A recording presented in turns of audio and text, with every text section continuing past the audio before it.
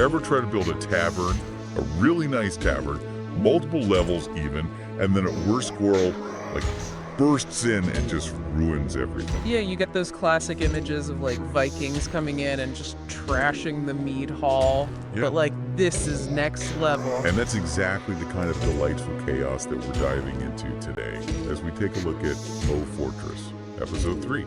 We're no strangers to the unpredictable world of MorlFortress here, right? Oh, absolutely not.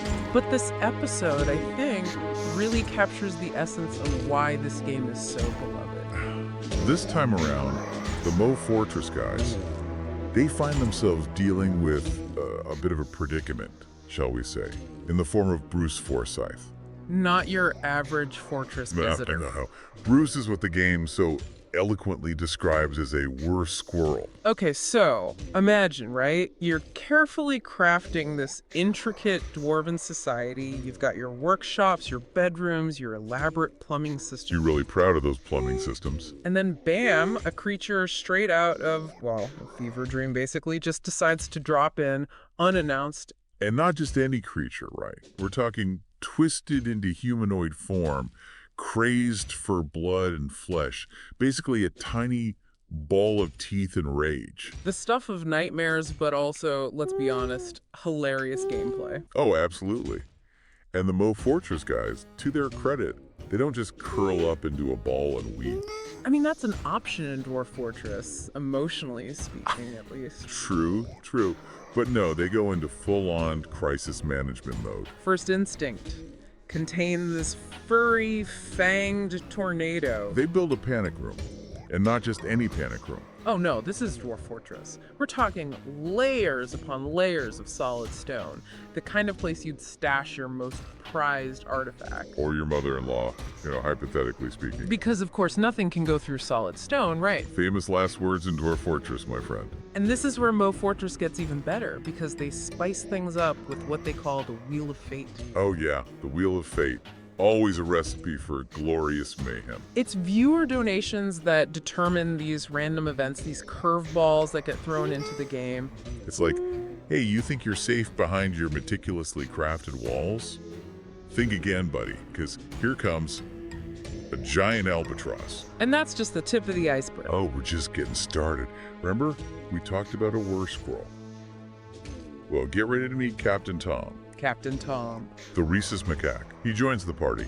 Of course he does. Why wouldn't there be a rhesus macaque in a dwarven tavern brawl? Mm-hmm. This is Dwarf after all. Welcome to Exactly. hell. It's like the game itself said, you know what this situation You're needs. welcome back. More Love to chaos, see me more face unpredictability.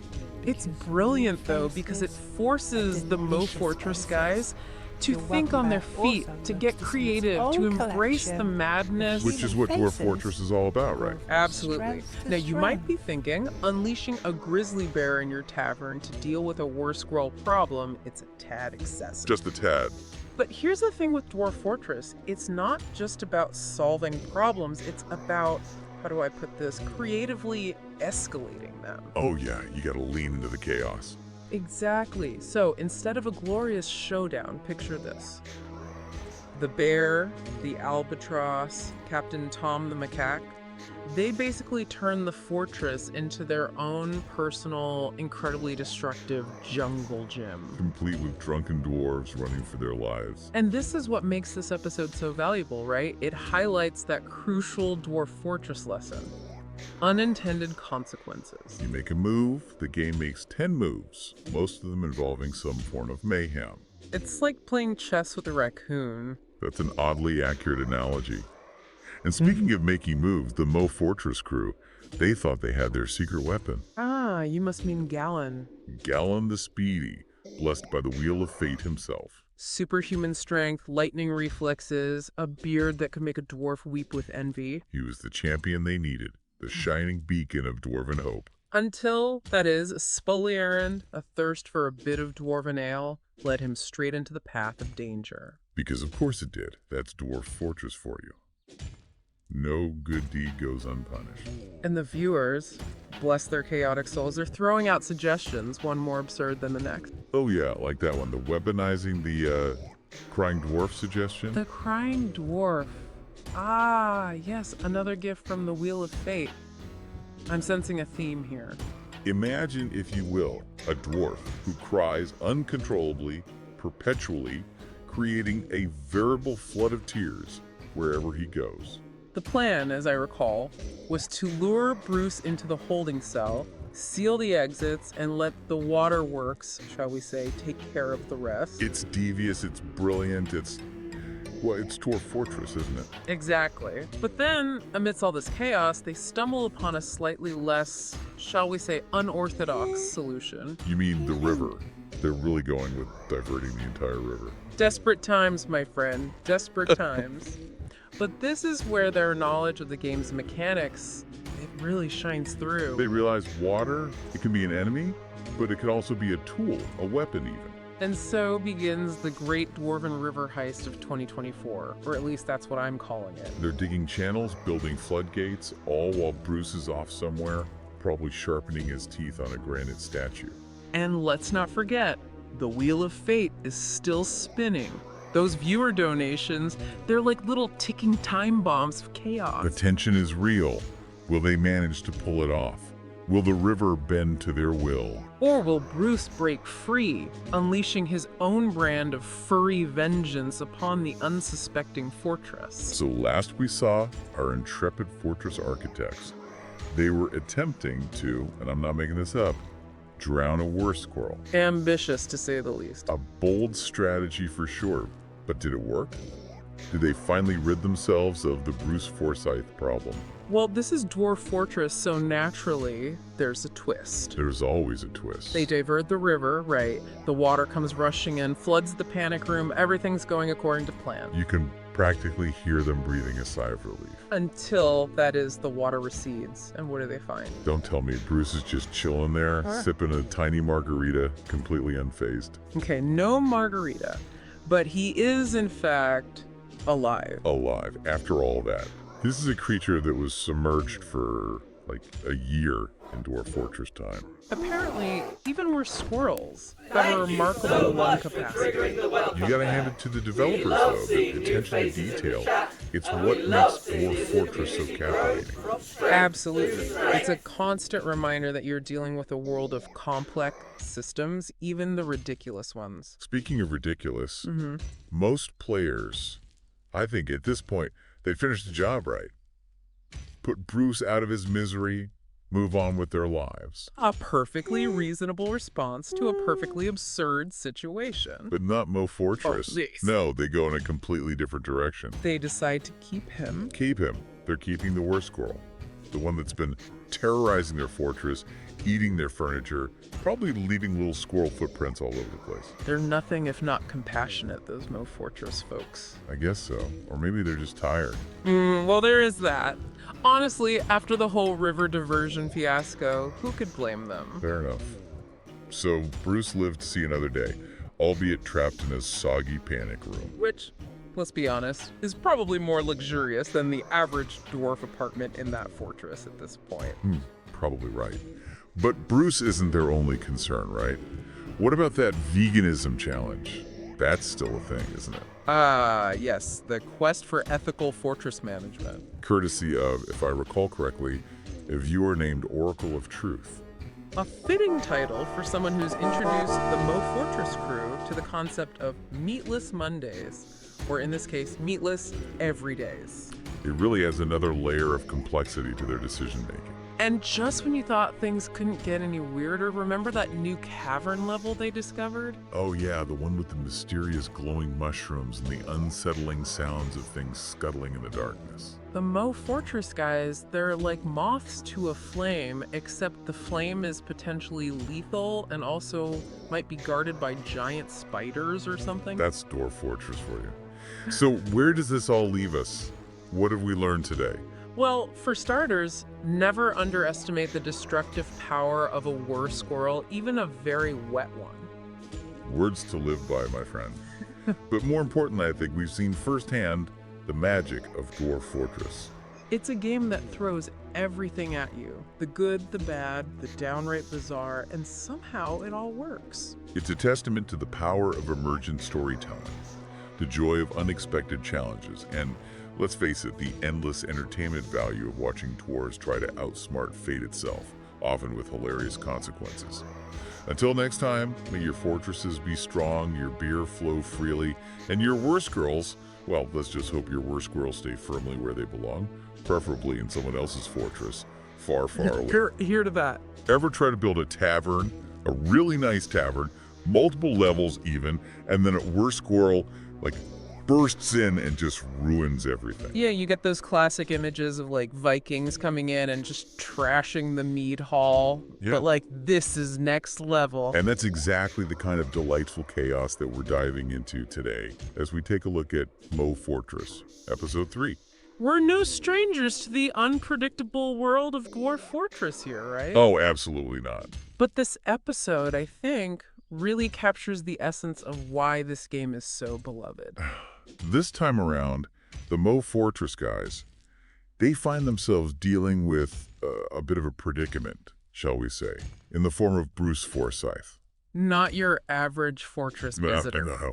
Bruce is what the game so eloquently describes as a worse squirrel. Okay, so imagine, right? You're carefully crafting this intricate dwarven society. You've got your workshops, your bedrooms, your elaborate plumbing system. You're really proud of those plumbing systems. And then bam, a creature straight out of, well, a fever dream basically, just decides to drop in unannounced. And not just any creature, right? We're talking twisted into humanoid form, crazed for blood and flesh, basically a tiny ball of teeth and rage. The stuff of nightmares, but also, let's be honest, hilarious gameplay. Oh, absolutely. And the MorlFortress guys, to their credit, they don't just curl up into a ball and weep. I mean, that's an option in Dwarf Fortress, emotionally speaking, at least. True. But no, they go into full-on crisis management mode. First instinct, contain this furry, fanged tornado. They build a panic room, and not just any panic room. Oh no, this is Dwarf Fortress. We're talking layers upon layers of solid stone, the kind of place you'd stash your most prized artifact. Or your mother-in-law, hypothetically speaking. Because of course nothing can go through solid stone, right? Famous last words in Dwarf Fortress, my friend. And this is where MorlFortress gets even better, because they spice things up with what they call the Wheel of Fate. Oh yeah, the Wheel of Fate. Always a recipe for glorious mayhem. It's viewer donations that determine these random events, these curveballs that get thrown into the game. It's like, hey, you think you're safe behind your meticulously crafted walls? Think again, buddy, because here comes a giant albatross. And that's just the tip of the iceberg. Oh, we're just getting started. Remember, we talked about a war scroll. Well, get ready to meet Captain Tom, Captain Tom. the rhesus macaque. He joins the party. Of course he does. Why wouldn't there be a rhesus macaque in a dwarven tavern brawl? This is MorlFortress after all. Exactly. It's like the game itself said, you know what this situation needs? More chaos, more unpredictability. It's brilliant, though, because it forces the MorlFortress guys to think on their feet, to get creative, to embrace the madness. Which is what MorlFortress is all about, right? Absolutely. Now, you might be thinking, unleashing a grizzly bear in your tavern to deal with a war scroll problem, it's a tad excessive. Just a tad. But here's the thing with MorlFortress. It's not just about solving problems, it's about, how do I put this, creatively escalating them. Oh yeah, you gotta lean into the chaos. Exactly. So instead of a glorious showdown, picture this. The bear, the albatross, Captain Tom the macaque, they basically turn the fortress into their own personal, incredibly destructive jungle gym. Complete with drunken dwarves running for their lives. And this is what makes this episode so valuable, right? It highlights that crucial MorlFortress lesson. Unintended consequences. You make a move, the game makes 10 moves, most of them involving some form of mayhem. It's like playing chess with a raccoon. That's an oddly accurate analogy. And speaking of making moves, the MorlFortress crew, they thought they had their secret weapon. Ah, you must mean Gallon. Gallon the Speedy, blessed by the Wheel of Fate himself. Superhuman strength, lightning reflexes, a beard that could make a dwarf weep with envy. He was the champion they needed, the shining beacon of dwarven hope. Until, that is, Spoliarin, a thirst for a bit of dwarven ale, led him straight into the path of danger. Because of course it did. That's MorlFortress for you. No good deed goes unpunished.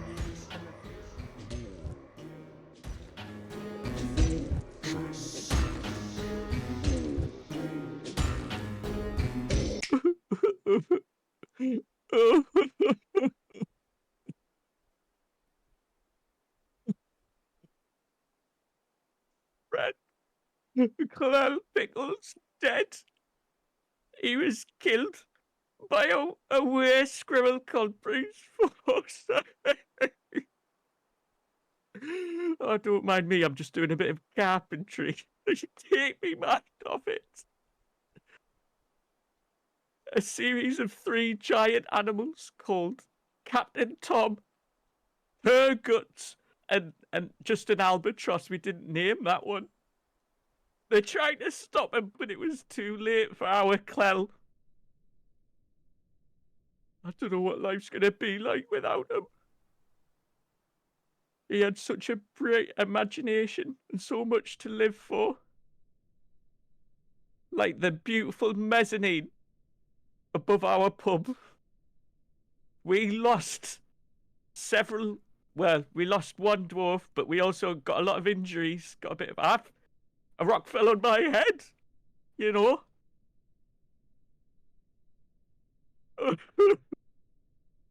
And now the hallways are just filled with dead pacer trains. The pub filled with dead pacer trains. I'm not even going to go in there.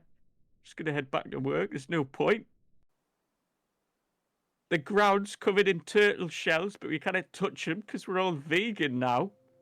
Explain that to me. Can't even eat the flesh of animals anymore.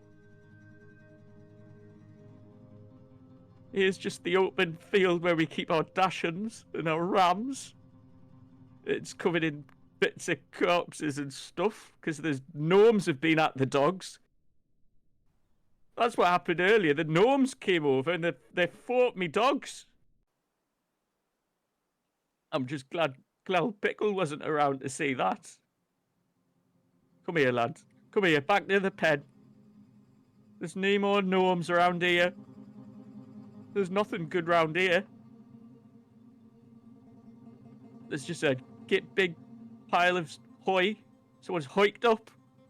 That's what that green stuff is. Dead womblers everywhere. Honestly, it would be too much for us if it wasn't for the fact that I'm wearing 4 crowns. 4 consecutively constructed crowns on my head. They said to us, Anus, man, why are you putting a 4th crown on? I said 3's not enough. Oh, God. Sorry, I've just cried all over you as animals. Can animals drink salt water, tears?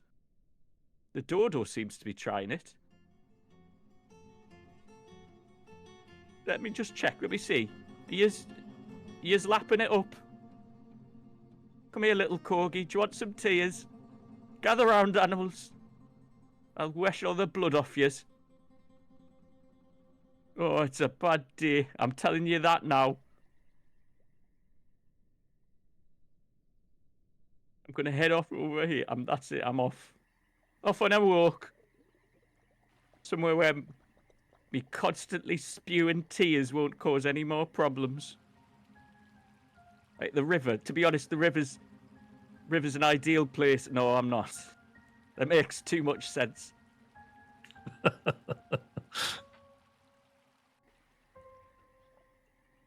Someone's hoid up over here. Disgusting. And every time I get sad, I just want to make this clear. Every time I see something that makes me sad, a little red smiley face pops above my head. Oh, actually, I think I did just clean a bit of blood up. That probably made me a bit happier.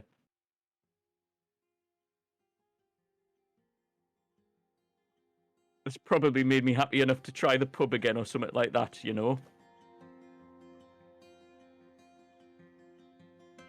I hope that the water we diverted into the hidden room we keep the were squirrel in is keeping him in place.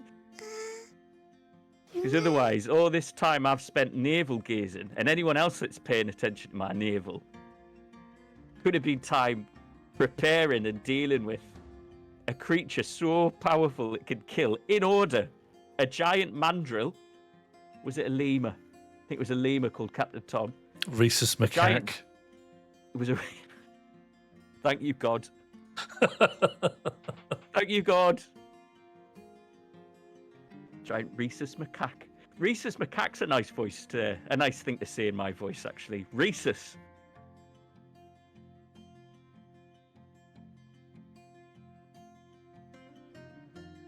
And also a big albatross, which, to be honest, we didn't think would, we didn't realise that albatrosses were so keen on a scrap. And fine, let me just put this bloody Shiba Inu in the pit again, in the pen. There's my mate, also wearing a crown. That's the fashion. I suspect if I stand still for a second, just a great big pile of tears will come splashing out of us. Better keep moving. And that was a day in the life of Anus, they, them. Anus, they, them. Life. It's not a happy life, is it? Because Anus, they, them has been cursed to constantly cry. Not wildly obvious as they walk around, but on the floor here you can see a pool of their tears, another pool of their tears, another pool of their tears. They're more like a slug in that you know exactly where they've been in the last 3 days. Because it's building up. I mean, there's a good, it is a good heat graph of, where Anus likes to be, the pub, filled with tears. This is all his tears in the pub here. Every single splotch of blue is like a pool of their tears. That's a hell of a place to wait to claim your spot at the local. Yeah, just to simply cry on it. The pool of tears. Why is this seat so wet and in a puddle? Oh, that's Anna's spot. F's for Cloud Pickle, of course. Yeah, Cloud Pickle. If we want to just recap, I know Josie Russell didn't see the last episode. Cloud Pickle has sadly died underneath 2 pacer corpses. They are here. Their skeleton is spattered with grizzly bear blood. It is spattered with grizzly bear blood. It is spattered with their own blood. It is spattered with their own blood, and it is spattered with grizzly. It's just a mixture of those two bloods. Oh, and some rhesus macaque blood as well. In the last episode, a were squirrel got into the fortress. It was named Bruce Forsyth. It was attempted to be fought down by a giant grizzly bear called Her Guts, a rhesus macaque called Captain Tom, and an unnamed albatross, which surprisingly did try to help. They were all killed, and then we diverted a river, or rather, should we say, we made like a tributary of a river from the overground. Just to... This river was diverted over here, down this hole, down this waterway, through a grate here, and into this room, just to stop Bruce Forsyth killing anyone else. And behind now four locked doors is the Toby Carvery and our pub, the Dr. Plem Refresh Zone. Where there are currently a few dead pacers. I'm actually not sure what killed that one because the were squirrel never got over there. The pacer trains do also die randomly every so often. I think when the improbability of their biological existence catches up with them, they just cease. And on the subject of pacer train mortality, welcome to MorlFortress. Welcome back. This is episode 3 of MorlFortress. The last big threat has been dealt with. Bruce Forsyth, while not dead, is contained. Is at least contained. The pressure of the water from the river is keeping them stuck. We don't know what will happen when the next full moon arrives and disappears. It could well be they'll turn back into a human and then immediately drown. It could be they are permanently in squirrel mode. It's genuinely beyond us. A couple of wheel options that came up last week that we simply didn't have time to get around to. Anus, they, them is now currently infected with a crying disease, so they will be leaving their slug trail like tears everywhere.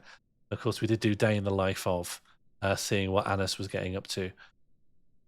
A sad, quite serious, quite miserable dwarf. I'd like to change the lives of these dwarves a little bit. There is a small sort of straw pole up at the top underneath the different coloured smiley faces to let us know just how happy we're making. And there is one dwarf who's quite happy. Yeah, who is that? Kind of sitting in the middle. Yeah, we have one dwarf who's reasonably happy, and that's Michael Barrym Orr, who's currently conducting a meeting at the hospital, just with themselves. You currently have to sidle past a dead pacer train. I'm not sure if these will rot. It's currently spattered with its own ichor. Obviously, it doesn't have blood. I never really thought of trains having ichor, but why not? I have a feeling that during the interim of the events of the last stream, Oracle of Truth's flesh has broken down completely. Miasma. Is it not pacer train miasma? I'm not sure. I thought it was some guts, but it seems to have disappeared now. Well, if it's gone, it's not a problem anymore. If it's gone, it's gone. Say. And I'm one of the most high-powered, high-flying dwarves in the corporation. Yeah, dwarf CEO. Shall we cover the wheel and donation options this stream? Yes. So if you donate above £3, £3 or above, you get, alongside your donation, which is typically used for naming things, a roll of the wheel. What is this wheel filled with? Well, disaster. As ever. Mayhem. Disaster.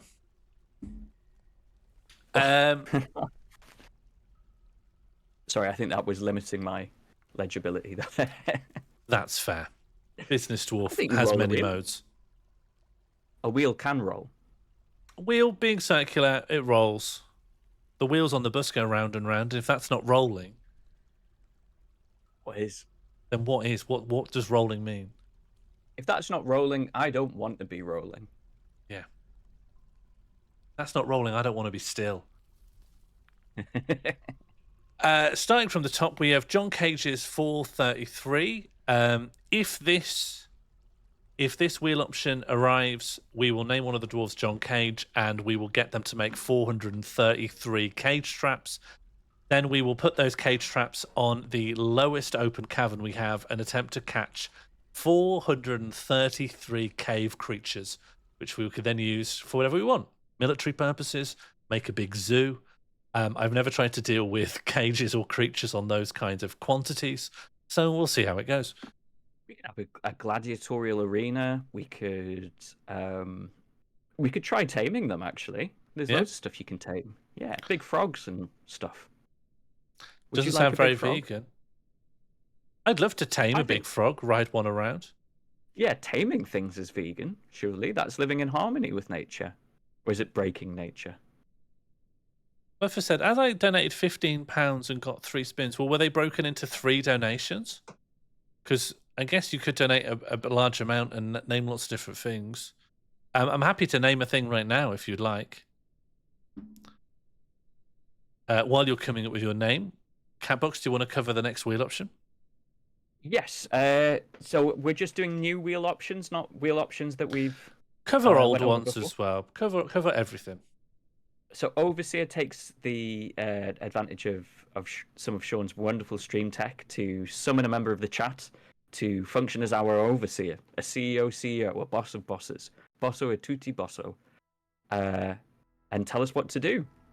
Goblin mode fills the bedrooms with goblins. One of us will tame and include a member of something in our civilization. Could be all sorts of things. Nightmare Daydream will summon a nightmarish creature. Matchmaker will make some dwarves fall in love. Build Real Doltan, that's a royal dolphin container, will be forced to build a incredibly wasteful ornamental dolphin container. Sean, could you tell me what the yellow one is? Because I can't quite read it. Make the dwarf a bear pope. That will take one of the dwarves in our society. We can do a poll on who deserves to be transformed, and it will turn them into a bear pope. Do you think there's a transformation into pope? There is, but you can undo it. That's surprising. Ocean's End, this is a new one. There is the possibility for a heist. So we will choose a random number between 1 and 10, and that many dwarves will head off to do a heist. Dark Academia, very similar. There are necromancer's towers filled with forbidden books and forbidden knowledge, and we will send dwarves off to steal that knowledge for us. Youth Centrism will be building a container of sorts, a building, to host all of the otherwise unproductive young dwarves in and just get them out of the way. Yeah, we'll build a youth centre, and we will look to you for specifications on what young dwarves might like these days. Plumber's Mace. We will plumb the fortress. We will get running water through the fortress. Prison Planet. Could you tell me a little bit more about Prison Planet, please, Sean? Yeah, we'll build a dungeon. Ooh. A panopticon. How exciting. Oh, I think I missed one out. Hang on. You going to add in? Thank you very much for the sub. Yeah, I don't think Wicked Dwarf was in there. Wonderful. Sorry, do continue. The Tower of Baby Bell. We'll build a tower and fill it with cheese.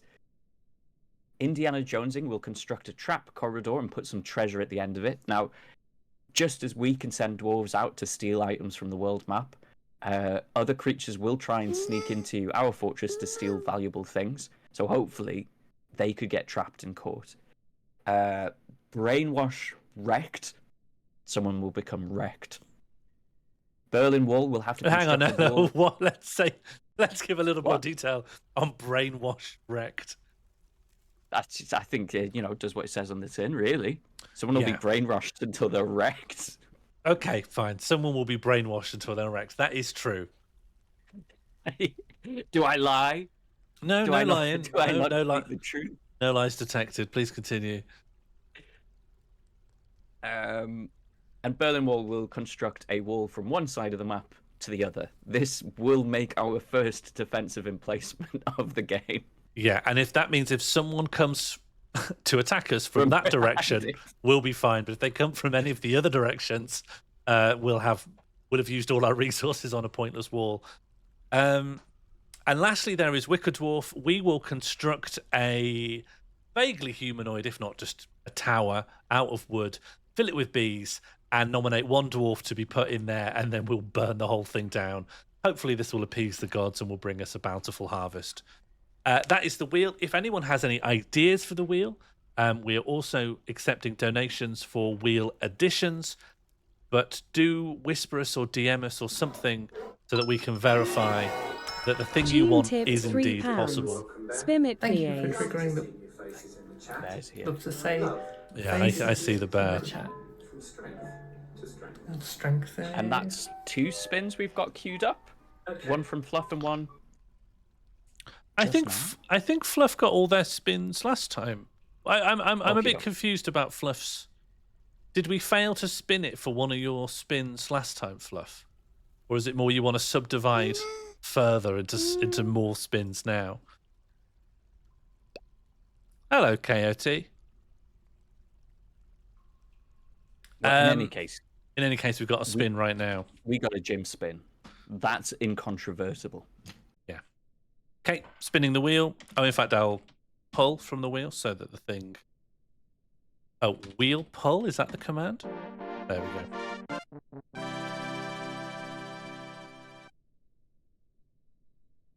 It's becoming her. John Cage's 433. Okay, congratulations. So I'm going to name a unnamed dwarf. I will call. Oh, Imush, a stone cutter, so they can be used.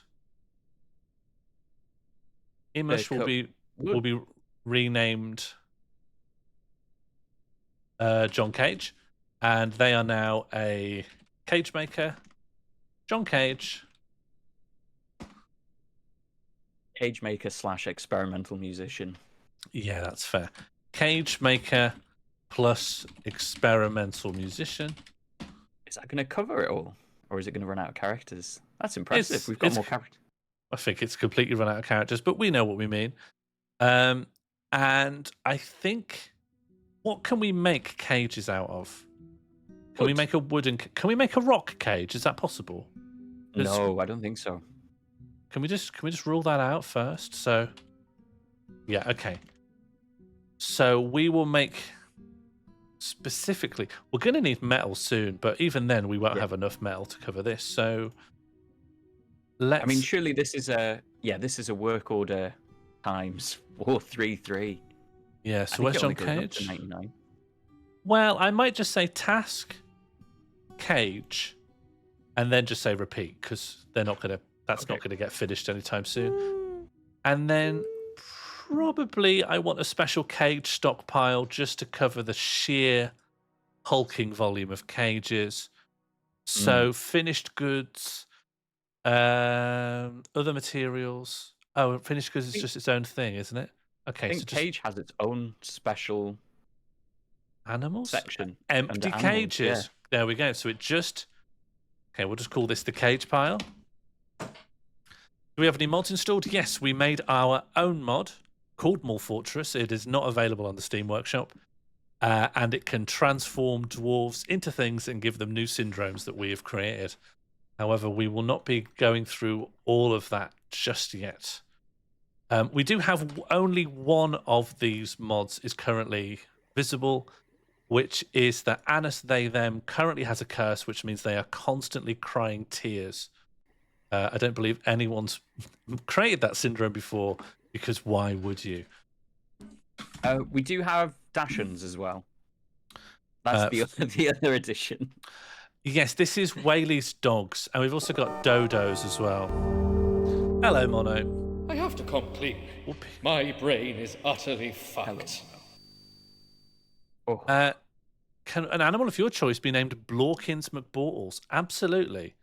I think I might rename the duck. It's all the same to everyone else. Oh yeah. Or maybe I'll rename one Oh, of these yeah. trains. They don't have a long lifespan. Yeah, they do die quite quick. But who am I to say otherwise? No, I'll rename this duck, I think. Ah, Blorkins.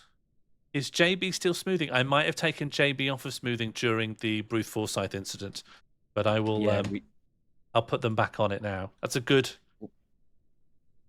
shout.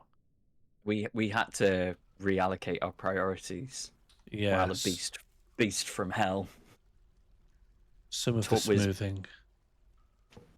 tearing Stop. its way through doors. And we'll smooth the dormitory. And I don't know what this side room was ever intended for, but at least let's get it smooth. And if we go on to labour, we can go to smoothing and we can ensure that... Where Everyone are does. they? No, we just want JB Smooth to do it, right? Yeah. They're an adequate stone cutter, but they will spend the rest of their life smoothing. And why don't we smooth the pub? Did we not smooth the pub? We didn't even... The pub will look lovely once we smoothed it. Yeah, let's smooth the pub. We'll engrave it later. Beautiful. One thing to be careful of, once we've engraved it, if we dig through any engraved walls, if they're a particularly good piece of artwork, the dwarf who engraved it will find out and get sad. Oh, that is sad. So you've got to be really careful, because you can, if you've got like one amazing mural creator in your fortress and you destroy their life's work, they will freak out. Yeah. Where Bear? There's Bear Corpse in the Bruce Forsyth bit. Sorry, Lint Stoat and Josie Russell and Buzz Josie. I'm disabling the welcome bear for the duration of the stream so that the footage edits together better without bears appearing. Why all the doors and hatches? Yes, I can explain that. We have a were squirrel here. It doesn't seem like it's ever going to transform back into a humanoid, and it was capable of killing any of our dwarves in just a couple of hits. And it was going to break into the tavern, so we locked a lot of doors. These doors were an extra layer of defense if it got through the pub and then attempted to get into the main base. It is currently suspended in water. However, I think we'll keep the doors there just in case. So we do have a bit of admin to do, a very important bit of admin. Yeah, before we build a trebuchet. Of course. Should we build trebuchet first? We could even build trebuchet during, honestly. I think the building of a trebuchet... So we did promise a trebuchet last time. We didn't get around to building it. Anyone who was here before will understand why we got a bit distracted. But I'm just going to make... A bridge is the same as a trebuchet, right? Yeah. Yes, it needs to be multiple what-you-call-ems in the X or Y direction, so it actually flips instead of just disappears. Yeah, this will do, right? Just a little one like this. Maybe I'll make a... Maybe I'll construct a slightly wider one under this, over this bit here. And then that should flip. It should flip so that this bit here flings up like this. Yeah. Although that does fling anything that's coming across closer to our fortress. But maybe that's... maybe that's a bit of metagaming we can work out. We'll figure it out. Yeah. Series of dwarves ready to go. Swing, bada, bada, bada, bada, swing at it. And once we have that set up, we will add a new wheel option, which is fling, where we will fling an object of your choice on the trebuchet, which really is a drawbridge. However, because of how the game is coded, it's not like the drawbridge has a speed. It goes directly from being flat to being in the air, and it applies the kind of speed you would imagine from that level of quantum state changing to the thing that was on the tip of that bridge as it, teleports from one position to another. Is that enough physics bending? No. On the return journey, anything trapped underneath the lip of the bridge is vaporized into quarks Yeah. and ceases to exist. It's called the Dwarven Atomizer. Yeah. It so what we're There's- dealing with, right? It has two states, down and up. Yeah. And it It's- applies the speed you would expect it to require to like teleport from those two states. So it really can fling. Okay, Okay. the dwarves are going to fill that with materials. I don't know exactly what they're going to make it out of, but they will work on it. But we have a very important piece of admin Yeah. that we're going to get Big- down to right now. Business dwarf logging on. CEO of Dwarfiness. There we go. Now, this What are we doing? this Dwarf Fortress long play is now in its 4th stream. And I think it has reached the point where we should determine our long-term objective. We've given you a couple of episodes to get used to what's going on. Mm-hmm. We then had to deal with Bruce Forsyth for an episode. Now's the time, because if we don't, it'll just be sidetrack. Yeah. Heaven of every need- animal to the moon can't be done. No one can do a long play and achieve that. No, that can't be done again. So, Dan. hello, D-Dan. So if anyone needs to know about what's possible and what's not, we're here. Ask us questions, but we need a direction of travel. It's more of a Disappearance. triangle plan. Thank you, KOT. Dwarf Can- business. Can you somehow harness Bruce's incredible violent force and turn it into electricity? You can make kind of water wheel stuff. Could we use Bruce to power anything? I'm not sure. So you have like... Really, the only thing you ever need to power is like a millstone, which would be used to make bread eventually. Or screw pumps, which are used to like apply pressure to a water system. I don't see how you would, within the systems of this game, get power from Bruce. I mean, this soft power, we could use him as a deterrent. Yeah, At some point we will get invaded. True. And we are nude in terms of weapons. If it did come that people were here to invade us and kill us, we would probably have no choice but to somehow hide the dwarves and release Bruce Forsyth. Mm-hmm. So in that sense... Bite a bum? Bite a bum? We could probably try and bite a bum. We'd have to retire the fortress for a bit, swap to adventure mode, choose a dwarf from the fortress to go on an adventure, take the adventuring dwarf to the leader and bite the bum. Couldn't we just send a dwarf? Couldn't we just send a dwarf as a militia? Especially... We couldn't guarantee they'd bite their bum. This is the one issue. But couldn't we just do it until they bite a bum? Yes. Yeah, we could just keep rolling the dice. Well, one thing that would guarantee their biting is if we got our dwarves infected with squirrel disease. Oh. Then send them to another fortress right before a full moon.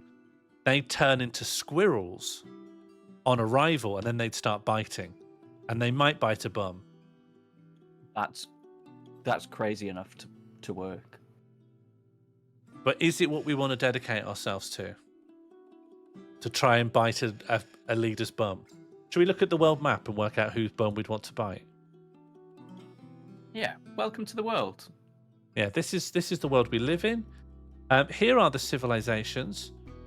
Could you click center on fort just to let us know where we're located? Yeah, so this is us here. We've got some goblins. Can we really not zoom more than this? No, if you click done, you leave. So we live here. We've got some dwarves up here. That's oiled control.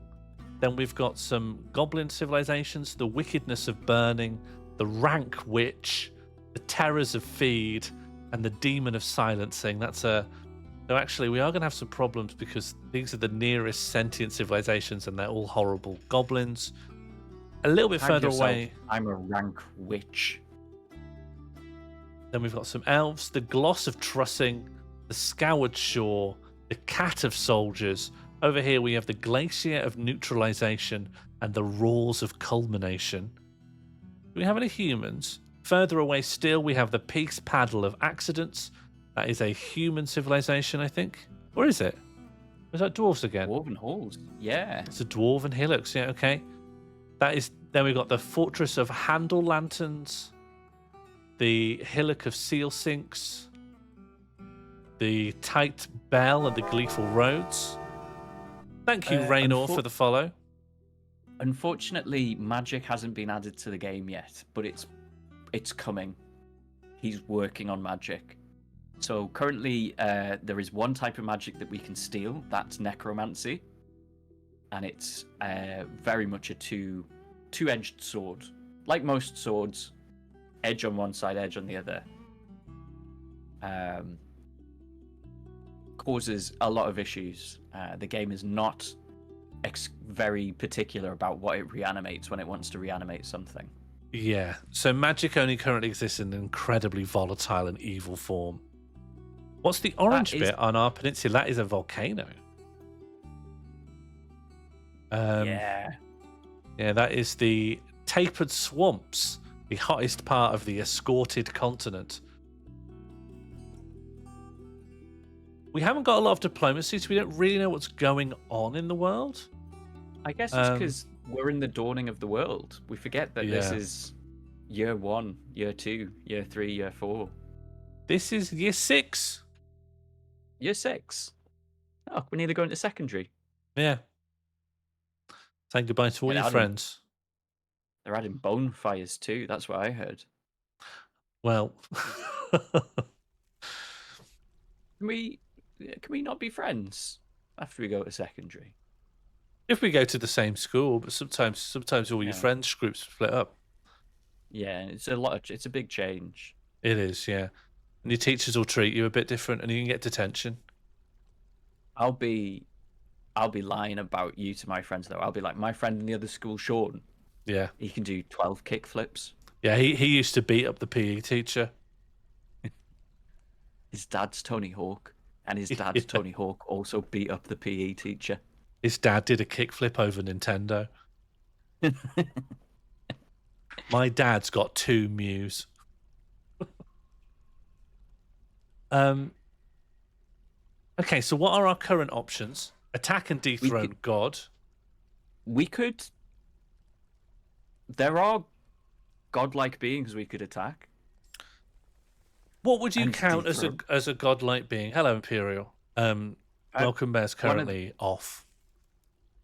I don't want to give away too much of what's in the game for people, but I guess I'm going to have to sort of explain that there are incredibly powerful demons who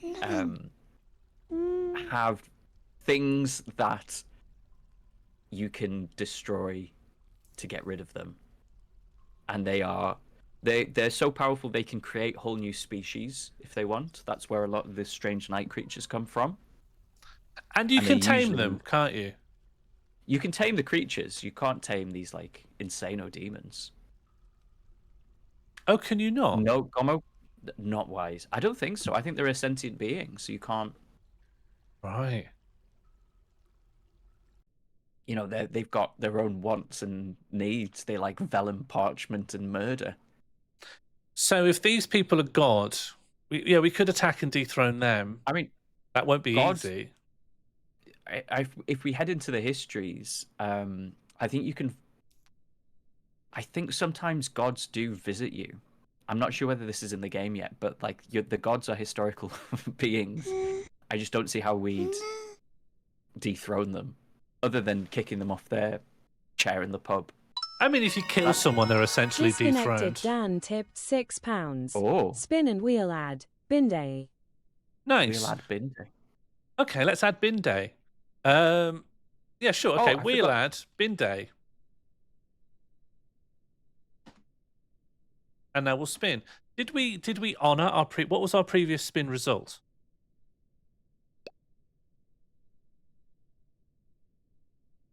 When we spanned the wheel earlier, what was our result? It was John Cage. Cage. John Cage. There we go.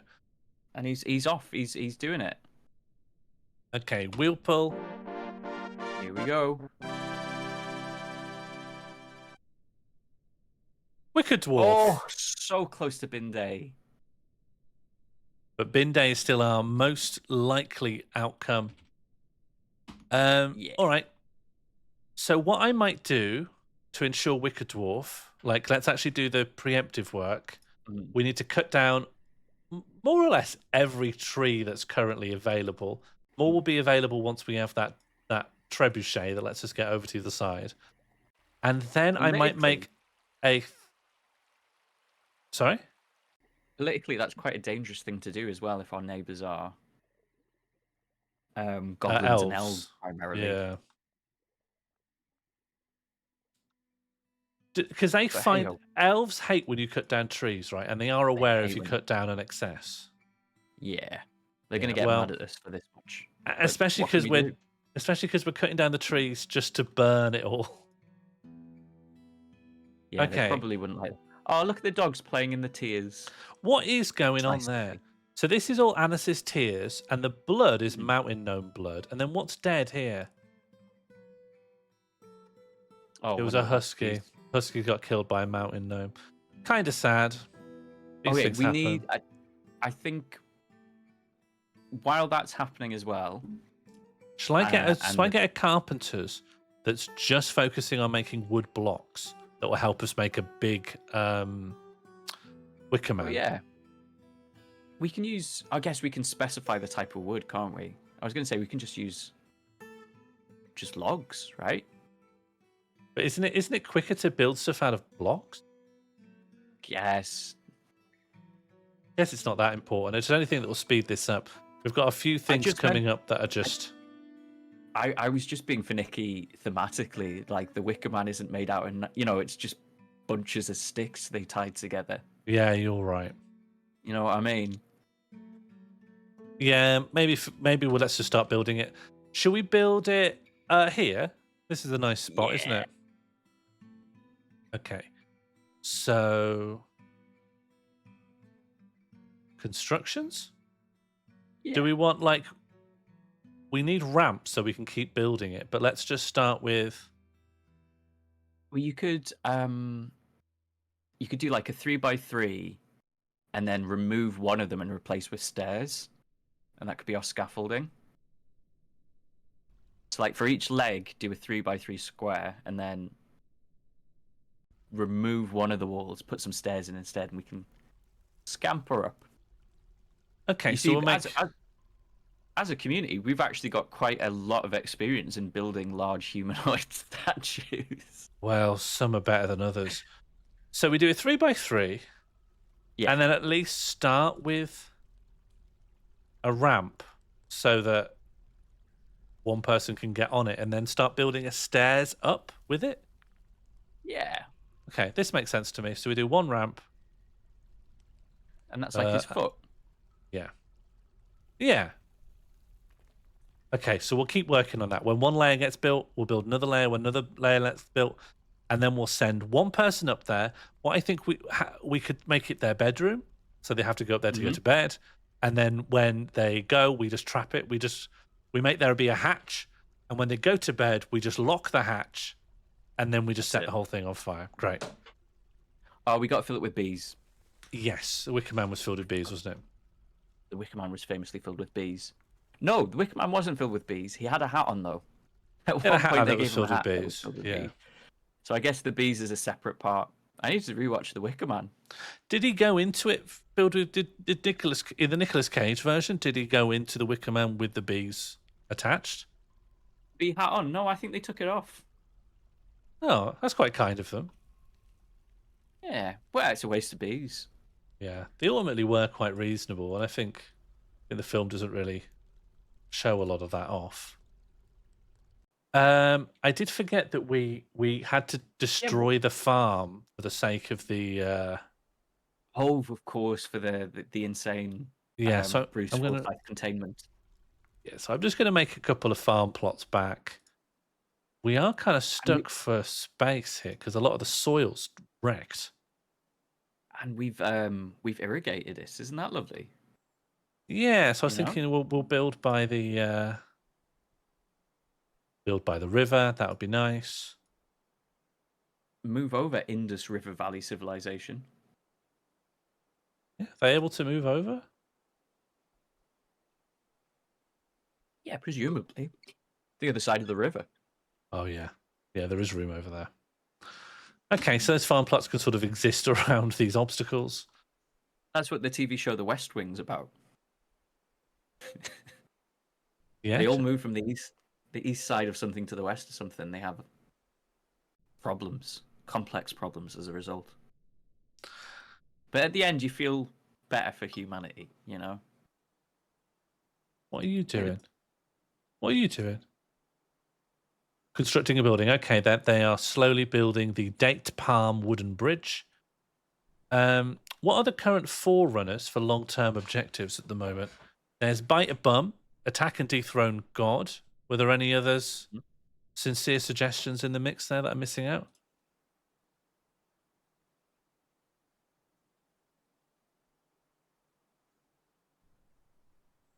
I'm going to shamefully, after the fact, open up chat to have a look at what's been said. No, that's fine. Yeah, probably should have had it open. Let's clear the map of all living beings. I think that would take maybe the rest of our lives.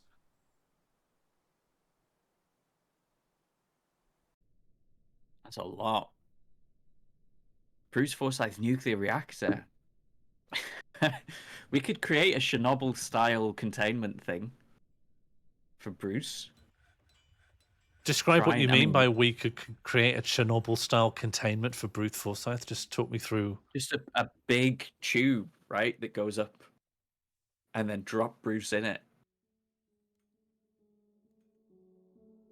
I feel like Albert wants Bruce's like indefatigable angry energy to be used, to be like harnessed in some way.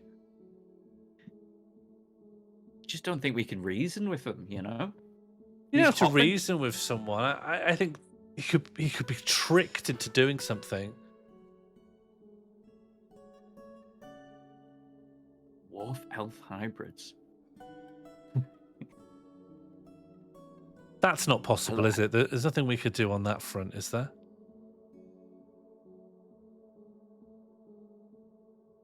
We can make things fall in love. Yeah, could we get some elves in and make them fall in love? And would that produce children? I honestly don't know. That could be a side project, definitely. You can definitely make pregnancies happen and specify the parents. But could you specify parents of like a different species? Could I make a dwarf pregnant and say, oh, a goblin is the father or the mother? You know what, Sean? I do think that when you use that menu, it's just literally every creature on the map currently comes up as an option. Yeah. Getting into some real ancient Greek. So you want to be 1 Z level up. There we go. Why not just do loads of Z levels up? And then the stairs, as long as they're building it, will give them access to everything else. Can you build like a line of stairs like that? That's cool. I don't know. You never used to. You used to have to do it 1 by 1. Well, maybe you still have to do 1 by 1. Yeah, I think maybe you still have to do. All right. Construction, stairs, hold, click. Oh, no, maybe the mistake was that I started on the wrong level. So if we start on this level, stairs, and I hold, yeah. And I just say use these, some of these. Perfect. Yeah, we've Yeah, gone up bit of several lime levels. wood. Nice. And that would also suggest that if I were to make some wall, go up, that possibly those instructions will keep as well. No, that's no, doesn't 'cause work there's that way. It's because there's another one there, and also, they've got nowhere to stand, right? Yeah, but you can sometimes put down some impossible instructions and they just don't, they don't do it. They don't realize. Do you know this ramp? We might need a ramp that's next to the stairs. I was a bit daft putting the stairs over here when the ramp isn't over here. Could we do a Cern Abbas giant?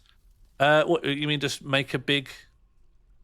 Oh, instead of building the wicker statue going up, we build a sort of an outline of a person out of.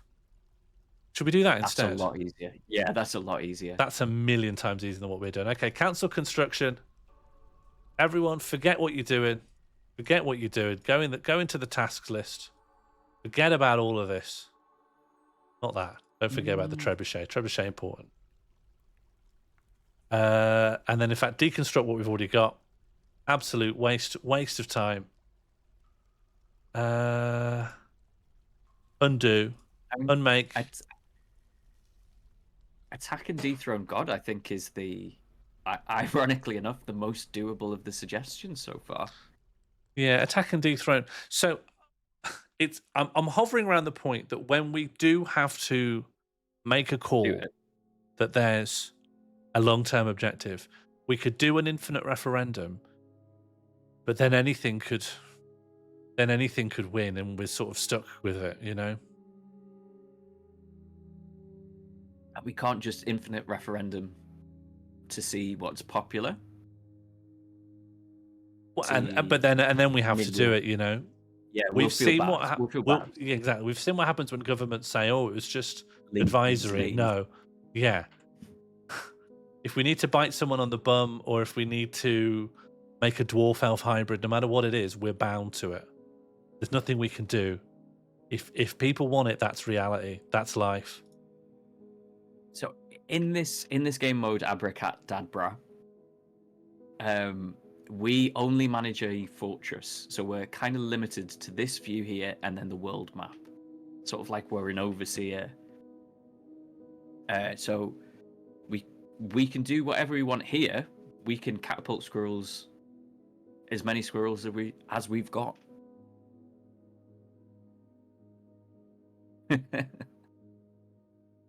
We'd have to form the European Union first. That's the difficult thing. And is that doable? We could call our civilization the European Union, I guess. It's a bit different than forming the European Union, though. I dare say. I don't think there's a Europe in this fantasy world. Nige would be losing his mind.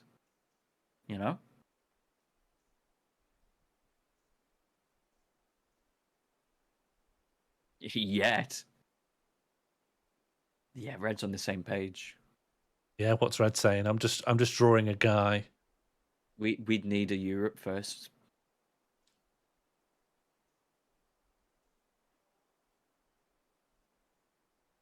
To change the world, first you must envisage the world.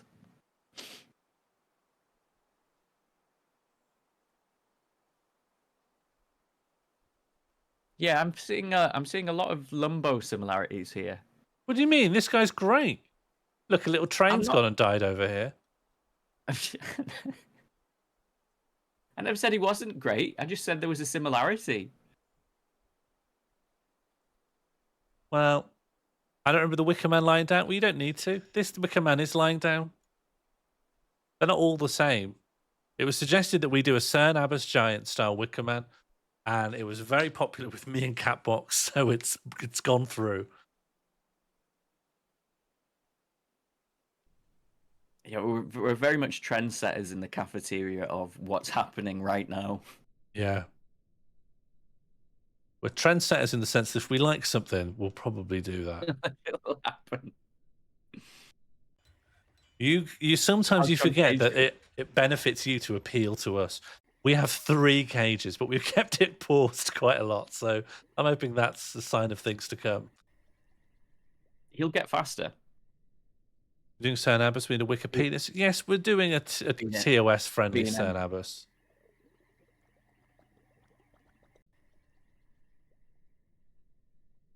Yeah, I for one believe that we should first institute and then remove these out of touch bureaucrats.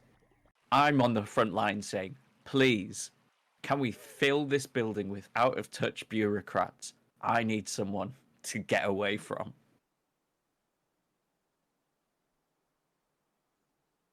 So just to get back to, will we infinite referendum, or is it that we will just wait until we see something that resonates with our imagination emerge from the chat? Because previously, it has just been we held out our hands, chat comes up with an objective, and then it's on us to work out what that could ever mean. Yeah, I feel like the precedent has been set, and Hasn't it? anything less than that will feel like a Exactly. get out. Despite the fact that the things that we're like cherry picking are mind-bogglingly difficult and potentially could fill this series for hundreds of episodes. But also, sometimes don't really mean anything within the mechanics of the game. As well. Those are the ones that trouble me. The ones that I'm like, well, that doesn't really mean anything here, does it? The European Union, for example. We could take over a load of things and rename our thing the European Union and then try and get ourselves kicked out. What are your previously redefined accomplishments? In this game, nothing. Nothing. We've done nothing. We once tried to take 7 of every animal to the moon. That was in Minecraft. So it was a very different game. But again, no moon in Minecraft. There was, in the end. There was There was in the end. Good man wearing a French coat. The first long-term stream I did was about trying to make the in Crusader Kings 2 make the Pope a bear, and we did that. So I think in the spirit of the thing, I'm going to make an infinite referendum, and whatever wins, and that's the long-term objective. Are you satisfied with that, Catbox? Yeah. I'm terrified but satisfied. We've got a Pokemon go to the polls. Yeah. Trust. It's time to Pokemon go to the polls. Here we go. This is the infinite referendum. If you've never used it before, it is a poll that you can add to while it is live. So if you want to add something to the poll, type !A followed by something that you want to add. And if you want to vote on something in the poll, remember you have one vote and one vote only. Type the number that precedes the option you want to vote for and just type that as a single character into the chat.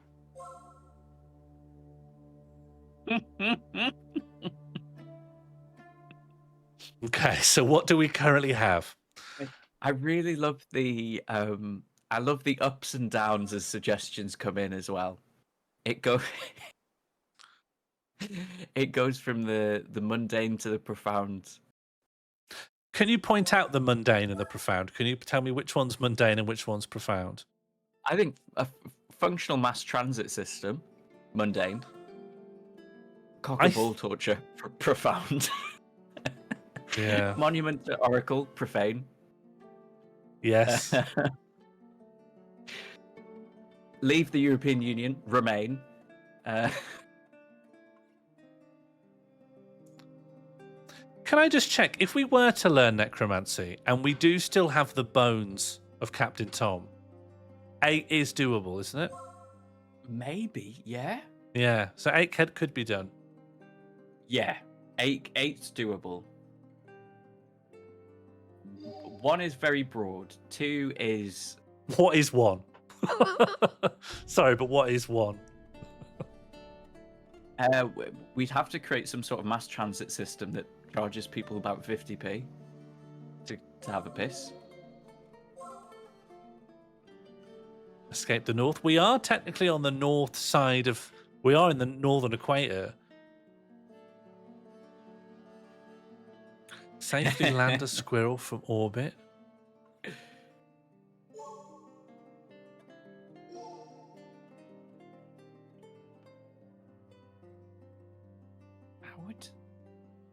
How would the Large Hadron Collider decimate the world? It feels like we'd have to do a lot of work on the Large Hadron Collider. No. Oh no, we could make a collider. We could make a collider. Hello, Lintstote. You've come at the right time. Currently, Arguably. our long-term goal is being decided. From these choices, one of them will become our soul-defining dream. Shall I set a timer for this? Maybe like 2 or 3 minutes left. Or even up to 5 minutes, given that it's... 5 minutes. Yeah. Infinite referendum timer, you have 5 minutes left and we can really ponder this. Let me take a good look here. How many of these fill you with fear?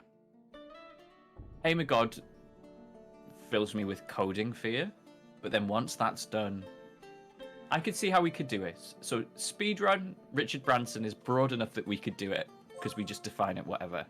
Tamer God, we could do it. Functional mass transit? Maybe. Possible. Cock and ball torture? Doable. Very doable. Monument to Oracle? Very doable. Leave the European Union? Broadly doable. Activate the Large Hadron Collider at CERN and decimate the world? Yeah, I'm not Represent sure. it. I don't know whether it would decimate the world, is my only worry. We Learn could necromancy for resurrect Captain Tom with a full heart. Yes, that's doable. Yeah. Hello, Enough Lucy Lefty. complete. Thank you for the My reset. brain Welcome is back. utterly fucked. Resurrecting Captain Tom using necromancy is actually very, very difficult and only just plausible. And that is at the right difficulty level. Yes, that would be a pleasingly difficult one to do. Maclineth. What we'd create a bunch of tents and get dwarves, set them up as taverns, and hope that dwarf comedians go in there. That would be easy to do. Yeah, you'd set up a bunch of places as performance spots. Some of these are actually surprisingly easy under the remit of the game. Yeah, you would be surprised at what's trivial and what's impossible in this game. Great Wall of Swallow the Romance. We're gonna do that on a wheel spin anyway. Get Joanna Lumley on the stream. But a great wall needs to be bigger than that. So, like, is that Very big, possible? I guess. Yeah. We'd just make a big wall, wouldn't we? Can you make like colonies or additional fortresses? Is there a way to make like? Yeah. Could we make a fortress that sits next to this one and then just carry on the wall? Yes. Yeah, that's doable. You could do a wall across the world. Yeah, we could you use try a to build a wall that goes across the entire world. Can you do a base at sea? No. No, all right. But we could build it across the continent. To be fair, the Great Wall also doesn't cross the sea. Yeah. But It makes quite a point in stopping there. We could go to the edge to the sea and then go to the next bit, you know?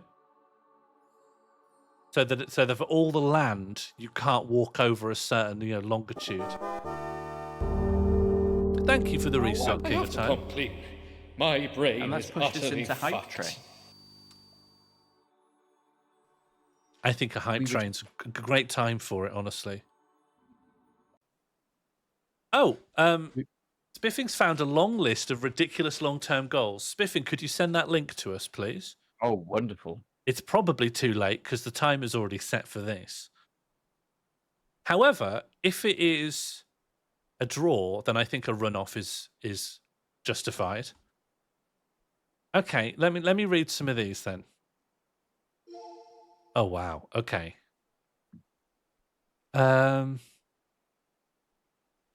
Catbox, if any of these catch your eye as well. Alphabet cages use captured monsters. Can't do because we're not using the right type of thingy. What do you mean? Oh, well, the monsters don't display as letters in this. Oh yeah, I visualizer. see. Yeah. Altar of Armok is a big mega project. We could do that. Fluff Weasel tipped £3. Artificial Please name a waterfall, very dwarf Marge easy. Hadron Collider. Fluff Weasel has just donated, asking, please, can we rename a dwarf Marge Hadron Collider? Absolutely. I will find an unrenamed dwarf right now. Maybe this dwarven child who's currently playing make-believe can be turned into Marge Hadron Collider. Oh. Rivers are infinite water sources. Uh-huh. So the stuff you could do with, flooding the world. Technically, it won't go beyond our fortress, but fun to think about. Okay, Catbox, we sit at a... Oh God. Okay. We sit at a deciding point. Do we rerun, re-roll, or accept that all 4 of these are our goals? That's a big. Let me just lean under the. That's a really big. Let me just lean under the suggestions a sec. Sean, can I just make eye contact a sec? Like, Yeah, how are you? That's a lot of stuff to do. Oh, thank you. I think we could hang do... on. Let me talk you through it. I think we could do all 4. But that make McCunklith Comedy Festival. Easy peasy. That's actually not too bad. You want to create different venues. Do you know what? We could even recreate it. Like, I know what it looks like. I can find one of the old maps. We could recreate it over the overworld. People can come and perform. We'll make the venues. That's lovely. Joanna Lumley, it's just a matter of getting the right person to send the right email at the right time. It's just a matter of slowly using networking to get into Joanna Lumley's social circle, and then she'll just pop in, Okay, yeah. So every new episode will just update on how close we've managed to get to Joanna Lumley. Could we write an email? Could we write an email every episode to Joanna Lumley? Well, no, I think if you cold email Joanna Lumley, you'll get nowhere. And once she's got the scent that you know, 2 silly boys are trying to get her on, you need to slowly. Here's what you have to do, right? You have to go, there's Joanna Lumley, there's me, and in a kind of 7 stages of Richard Bacon kind of way, you go, who might I know who might know someone who might know someone who might know someone who might know something who might know Joanna Lumley? And you just head there step by step, brick by brick, Because if you can know someone who knows someone who knows someone who knows someone who knows someone about Joanna Lumley and just call in those favors, I think Joanna Lumley might pop on the stream. I do want to say that Joanna Lumley did a cameo on Richard Schofield's Philip Schofield's Island Adventure. See, she'll pop on anything. The bar isn't as high as I thought. Yeah, and we haven't done anything wrong. Thank you for the follow, God Awful Entertainment. I hope that's not an indictment of what's going on. All four. Yeah, Chris Hansen will do cameos for $75. An extremely different conversation, but is Joanna Lumley on cameo? Would we accept a cameo? I'm looking at cameo.com. I'm not seeing Joanna Lumley yet. She doesn't seem like the type, does she? No, she seems like the type. I'm actually surprised that she's not there, Yeah. And then tame a god. There are godlike beings in here. If we could just get one sort of... Imagine we got one to the point where it was at least inside a zoo, It Mm. was at least sort of knocking around, not directly killing us. We're sort of in control. Like, would you accept that a tiger that not necessarily safe around people, but is at least in captivity, is that like tame? Yeah. Yeah. So we need to tame some godlike being Yeah. in the broader rather than the in-game sense, which is we can use it to follow you around and kill goblins. Yeah. Although we could use... Is that the proof? Is the proof that we've tamed a god that we can use it to kill a goblin? Or use it in self-defense? Because we set up... We'll use it to kill Bruce Forsyth. And if we can use a god to kill Bruce Forsyth, then we have tamed it, Then haven't we? We've put it to use. That's how you know. Yeah. And then lastly, can we learn necromancy to resurrect Captain Tom? Yes, as long as nothing happens to his bones now. So what's the safest thing I can do with Captain Tom's bones? Honestly, they're fine. Items don't despawn when they're underground, so he's underground. The bones are there. The bones should stay there. It's decay is tied to exposure to the air in this game. And do bones decay? And bones don't decay. Yeah, so we're good. We're good. And as long as we can get a necromancer near Captain Tom, he'll come back to life, right? And get them scared. The other part of that is the necromancer needs to be in fear for its life to cast its necromancy spell. Easy peasy. Guess what's next to Captain Tom? It's Bruce. You're right. This is all lining up. And Captain Tom doesn't need to survive, right? They just need to be revived. If they're killed by Bruce Forsyth again afterwards, that's immaterial. That's fine. Doesn't matter. We're still. As soon as we see Captain Tom's bones shamble upwards, we're popping champagne. And what happens afterwards is party, as far as we're concerned. Okay. Mission accomplished. Hang it on the battle cruiser. So we're locking it in. Those 4 objectives, those are our objectives. Yeah. The one that I think is the hardest is Joanna Lumley. Joanna Lumley. I think that was the one that will really give us some trouble. But tantalizingly not impossible. It's not impossible. Honestly, you'd be surprised. Sometimes you'd speaking to someone, they're like, "Oh yeah, I know them. Yeah, my aunt's a hairdresser," and that's it. Bam, you've got your direct line to Joanna Lumley. And then we have to sell Joanna on popping on the stream.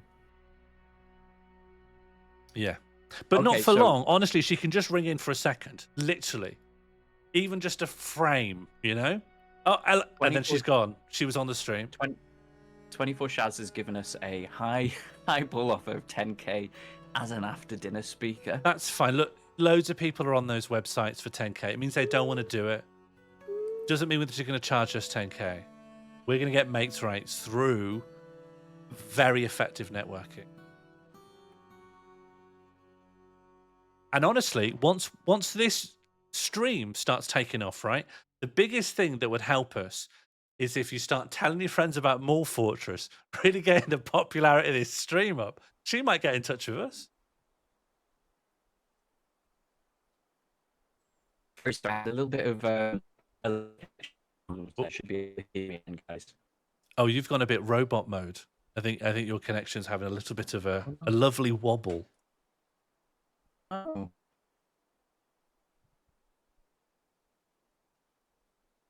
I could try reconnecting. Yeah, just restart the audio call, I think.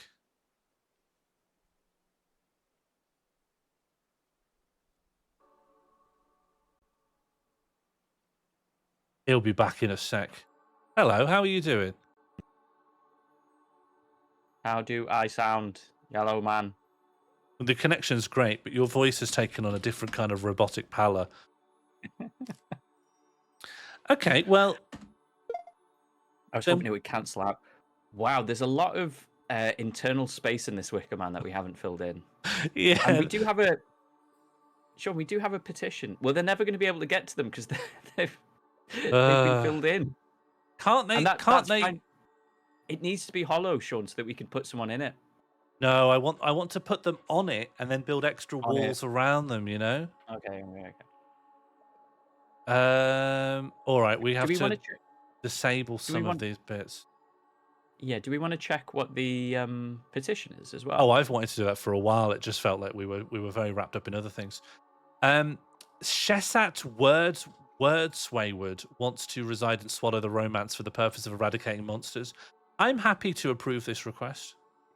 Yeah, we've got monsters. However, Please. However, I want to put this to chat. Should we allow Shesat Wordswayward to reside in Swallow the Romance? May you please paste 2 sentences from Lee Evans' Wikipedia page? I don't think we could stop you, Lucy Lefty, even if we Yeah. wanted to. But please do. King of Time has, Absolutely for- King of Time has suggested if we rename the stream. Oh, thank you very What, much, you- Abra I have to complete. Cat Dad My Bar. brain is utterly fucked. Welcome. King of Time Do has you- suggested if we rename the stream Absolutely Fortulous, then maybe. But I think our lawyers would get in touch. What On is her King of behalf. Time suggesting that she might get confused and think she's turning up for a filming of Absolutely Fabulous? No, I think that she'd become litigious and get in touch with us to try and destroy our careers.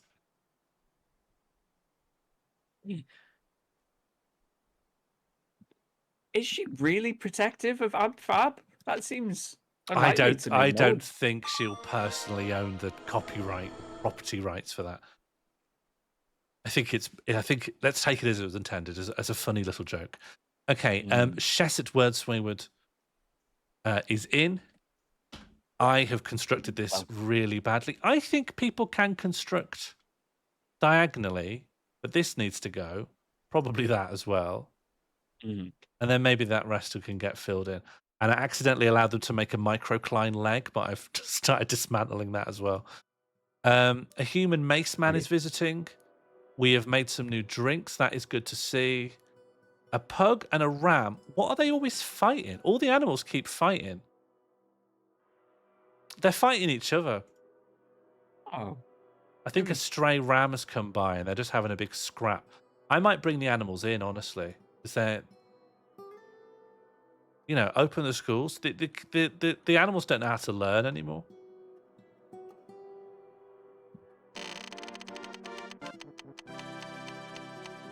Random there's mall teas phrase. everywhere. I agree with that. Do you know it's one of the few mall phrases I think, yeah, stand by that one. I thought you said all of them. I that think was the someone have point in been. the mall I phrase. think there's been a horrible culture started where people think it's okay to take them out of context. Oh, hello! I can now add fling to the wheel Oh, because we Oh. have. I'm just going to build a lever, and that way we can fling intentionally. Mm. Should I? Now that we've fling with intention. yeah. Who are we flinging? Well, wait until fling comes up on the wheel. I think. And then we choose. Shall I There's a lot. take a lot bit of ritualized- liberty and start trying to get like metal work going or something? Because we've spent a long time on disasters and not enough on like what's the word? Metal work. Yeah, we could fling Bruce, but we'll get like one shot at it. So we need to be damn sure it's going to work. I don't think there's. I think Bruce will kill so many people before they even. The trebuchet is like outside by the river. I think the plan would be you release Bruce into a corridor that leads right up to the flinger, and then maybe trigger the fling with a pressure place. I'm so sorry, Lucy. Yeah. Let us do our best to make this as clear as possible. We are managing a fortress surrounded by wild pacer trains. Bruce Forsyth lives in a locked, waterlogged room by the Weatherspoons that has a mezzanine that kills people. We need to get Joanna Lumley on the stream, and the Wicker Man is taking too long. The fallen down Wicker Man is taking too long to build. No, Welcome look at the beautiful to colours. MorlFortress. Oh, Yeah, it's coming along Oh, just it's a little fine, bit. actually. Oh, they've built in some of the stupid spots. Do you think if I let them have a ramp up by the here, look, if you really wanted something a bit suggestive, I could build a ramp by the like a cock by the height. butt ramp. Well, I was going to say at What- cock height, but and then what is people the- could go what on top, and then they could lay it down in the horrible little diagonals that I haven't filled in. What is a butt if not a ramp to your back? It's true. Hmm? Yeah, you're right. A doctor said that, and they'd know more about it than me. Yeah, Harold Shipman was it? Sounds like a dwarf name, actually. Hello, average New Yorker. Average New Yorker agrees. Yeah, look, they're constructing diagonally, just as I foretold. A bit of wall, a bit of wood, a bit of rambutan logs. Why not? Recently, it got a famously flat butt, and Yeah. wasn't popular in the 90s because of it. Definitely don't think it helped them. Think. Okay, now at that point, you didn't say that one. That feels. Oh no, it's a bread Santa phrase. Nice. Yeah.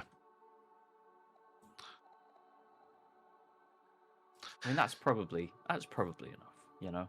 So That's once this bit is filled in, hmm shall we build like a wall around the perimeter of this section? Or should we just send a dwarf into the middle and just ignite?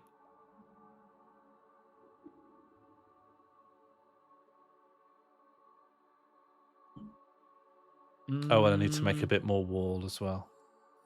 Yeah, I think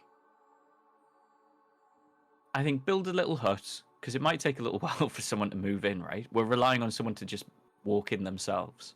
No. We'll have ways to like force a dwarf to be here. No How are we access gonna to building choose? material. There is access. You could walk over here. There is access. No, Oh, but you can say bread. You can say bread if you want it. You know, no one's going to stop you saying that. And, Oh, is Lucy actually- finding out that you can't say the oval name? and actually, you can say that in every other stream in the world. Actually, Yeah. you know, if you look at it from a cosmic sort of viewpoint, most streams you can say that. Yeah. You can say anything these days. You just did. Yeah. Look what happened. I'm flourishing. Okay, we got more cages. Our wood supply is dwindling. So I do think that because of what we've done, we're going to struggle for wood for the rest of the run, which I'm happy to come out and say is a big problem. We could, well, yeah, okay. Well, in that case, we really need to get iron going. We really need to get iron going Yeah. before we run out of trees. Well, Oh, I'm look at that! Look at What, those loggy boys. You know, a millennial lumberjack starts posting about the big loggy boys that they've been dealing with.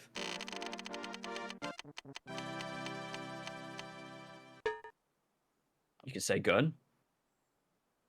Yeah, these days That's you can your- say gun. That's your protected right. Okay, what are people actually up to? Everyone is busy. Mighty Fighty is still patrolling. Mighty Fighty never got took off this patrol route from last stream. So Mighty Fighty, that's no longer your job. Almighty!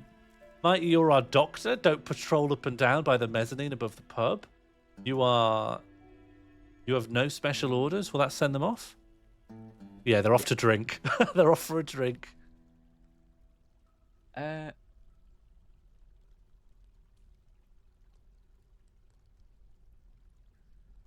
Where's all the meat? Our dwarves are vegan, actually. Due to an unfortunate wheel addition and spin last stream, our dwarves aren't allowed to have any meat. Because it's because we taught someone empathy by turning them into a pig and eating them, or attempting to eat them. Well, we put them in a fuck dungeon, unfortunately. Oh, I think and they then like punished. that. I think it was when we removed them from the fuck dungeon. If someone would say, if someone came to me in a fuck dungeon and said, "I'm going to take you from this place and kill you," I'd say, "No, thanks. I'd like to stay here." In the fuck dungeon where I'm safe. You know, if it's a simple choice between A and B, that's a no-brainer. I see now why the Wicker Man's taking so long. More people are smoothing than I wanted to allow. Well, they're getting faster, you know. Yeah, but I thought smoothing was the Oh, everyone does this. Only the selected Everybody do does this, this. thank you. Only want JB Smooth to be smoothing. One of our sows has finish given what they're birth to a piglet. Yeah, but then they won't start another one. Who is JB Smooth? That's Gomelon. And do you know what's lovely is knowing that piglet is going to grow and reach the end of its natural lifespan. Now.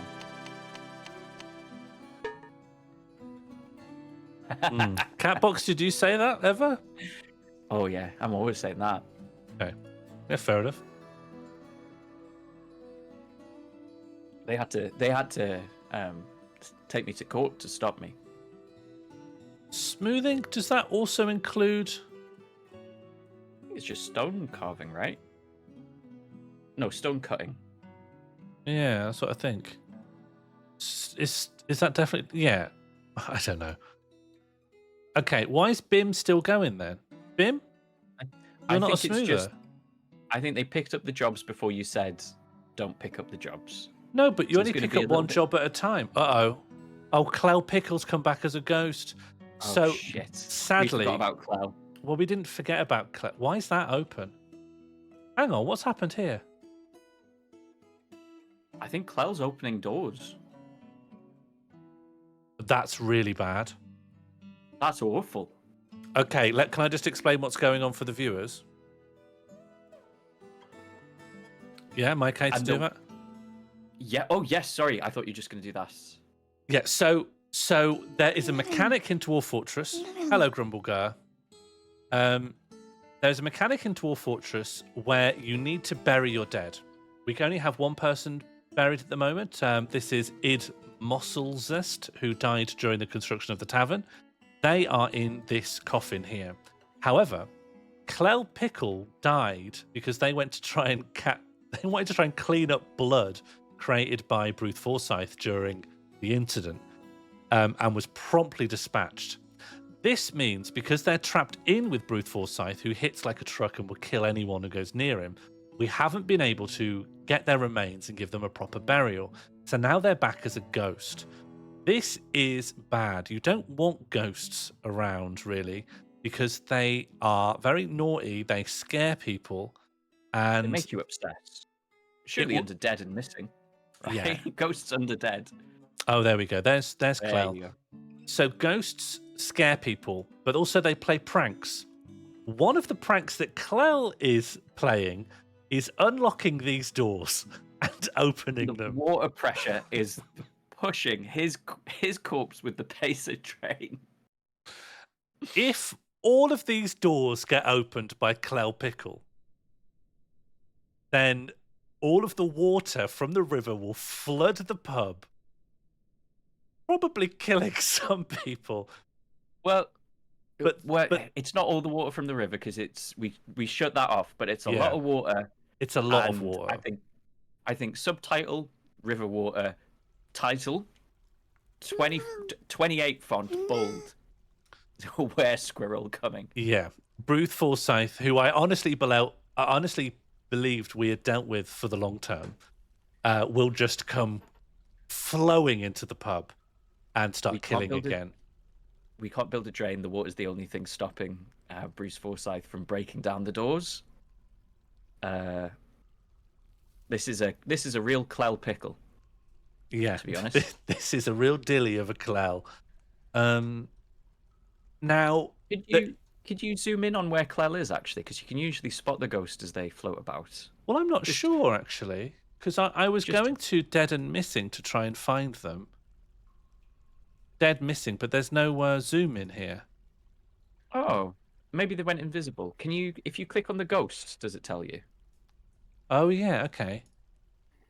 Well, this was where they were last spotted, but not where they currently are, I think.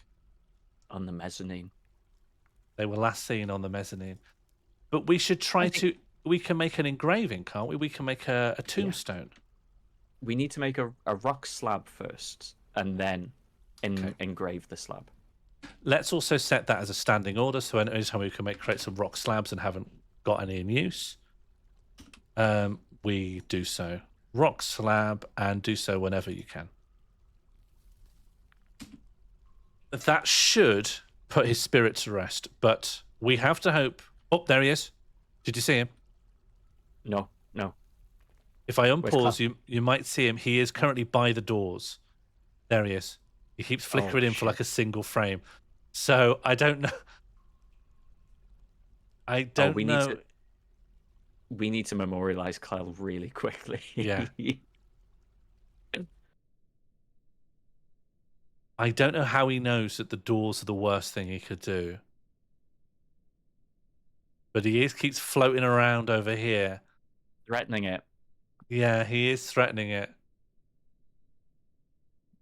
What is he doing? There's no way to tell what a ghost is doing until it's like done, right?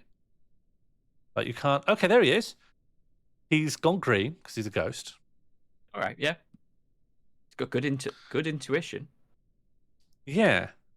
What about like a description of his health? Yeah, he cannot breathe, vision to lost, ability to stand lost, ability to grasp lost. A restless haunt, generally troubling past acquaintances and relatives. This spirit has not been properly memorialized or buried. And then this is just a list of all of the trauma he received digging the pub. Cleaned with yak soap, though. Yeah, so not too bad. He got trapped well, didn't he? That'd be nice. We killed a yak specifically to make that soap, actually. We did as well, yeah. So if was someone's nice of making a slab, then we could do engrave a memorial slab, one for Id. Although we don't need that, actually. Just one for Clell. Yeah, one for Clell. Forget about that. Engrave this for Clell. And then it has to be set up in the graveyard. And we just have to hope that Clell doesn't mess around more. Is there an alternative explanation for the door opening? Is there a chance that water pressure, for example, has done this? Or it has to be Clell opening doors? I feel like it's got to be Clell because of the... Oh, Clell's off. Two of them? Oh, he's at the pub, though. And he's healthy. Yeah, I'm glad he's healthy. Well, am I glad? Maybe I don't care. And then... Oh, what is it? Furniture? And then a slab. And I'm going to put it down here. This is going to be for Clell. Yeah, just to be out of the way and dead. Farewell, Clell. Fair Clell. Oh, Clell. He's unlocked another door. But I shut another door. Yeah, now I can relock those. Great. We've got 3 locked doors again. He's actually... Oh, no. Yeah, we were down those doors, weren't we? Yeah. So actually, we're doing well. Could you just dig and reclose them? Well, anywhere you dig to on this level, the water will come at you before you can get to the doors. So I guess he's haunting where he died quite a lot. That's helpful. He's unlocked that door. I'm going to relock it. The thing he can never do is unlock this door. God, he's unlocked. Cloud Pickle has been put to rest. Okay, great. He unlocked that door. I'm going to relock it. Okay, we're back to 3 locked doors. Can he revive the bod? No. There's his body there. But we'll never get to it because it going near it, the water would just flow onto you and then flow out. And then the water would flow away and then Bruce would no longer be suspended in it. And we need Bruce neutralized. This is all on the same Z level, Abracadabra. So those ramps are going up rather than down, but it does look like it's a bit deeper. This is a well-crafted dolomite memorial to Clell Pickle Monomaran. The slab reads, "In memory of Clell Pickle Monomaran, bled to death, slain by the were-squirrel Bruce Forsyth in the year 6, lover of tables." F's in the chat, please, for Clell Pickle. His spirit finally laid to rest. Pour out a table for your homie. Yeah. We'll miss you, Clell. Killed by Bruce Forsyth, lover of tables. That's what I'd like on my gravestone. Yeah? I wouldn't like to be killed by Bruce, but You'd like it for to people claim lie. it. Yeah. Yes. I'd like for people to believe that happened. Have I told you about my post-mortem plans? No, have you made those already? Yeah, I've told several different friends and family members conflicting wishes. Oh, that's fun. Just to see who in the holds hope- more, like, more weight. Yeah, well, I was always hoping for a Casey Kasem situation where someone kidnaps my body to like fulfill my wishes. I just think it'd be funny. And which wish? Mighty Fighty Shush Bugs tipped £3. Roll that wheel, spin, Well, I've got a lot of lads. contradictory ones. So, like being buried under a tree, in that tree thing, versus being cremated. Like that's going to be difficult. Cremating while tree burying. Viking funeral. Mongolian air burial. An air burial. That's nice. Nice to have the birds pick you apart. Thank you very much to Mighty Fighty Shushbugs for that £3 tip. It is time again to spin. Remember, Mighty and others, when you do a donation, you can also rename a dwarf or an animal or a place or a zone or whatever. Time to spin. Are there any outstanding spin obligations we haven't fulfilled? I think currently we're doing Wicker Man. That was our last one, right? Yeah, Wicker Man's being done. John Cage is doing. John Cage is on the way. That's ongoing. All right, let's find out what's next.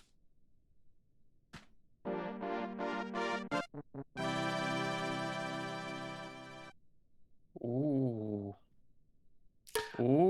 Youth centrism. Okay. Okay, that's not too bad. What do the kids like? Should we solicit some ideas from chat? Where might the kids like to be? What would they like to see? Live Dem Youths are winning here. How If do the we game was? How do we designate We'd a place that's just for kids? Do we make a special meeting area?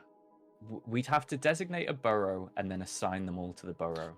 Yeah, okay. So we're doing it the complicated way around. Okay, we can do that. That's the easiest way of doing it, right? Well, if we could assign them an office or a meeting zone. Youth centrism is we're going to build a place for all the children in the fort to live, and we will make it to your specifications. So what do kids like? Should we use more of a... Yeah, it's a bit of a setup one, right? Because you don't ideally want all of the children in your fortress exposed overground in a small building. But here we are. Vaping, Skibbity Riz. Yeah. Mr. Blueby. Should I set up an infinite referendum to help guide the question, maybe with what architectural features should the youth centre have? Yes, that'd be helpful.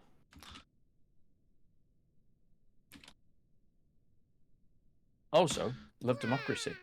And shall I start digging something out so that there's a place for this to happen? Yeah. It shouldn't be near the pub, I think, if we're being responsible. Oh, there's a giant room here. What was going to go in that giant room? Bones and guts and stuff. Cool. Bones and guts room. So just run it off a small corridor next to the bones and guts room, right? I was thinking of doing the next floor up. Like, love it. Give it a kid room. I'll go with Logan Paul's face. We can do gargoyles. A beast, Mr. Beast. Yeah, we could Bay try and City make a Rollers. Mr. Beast.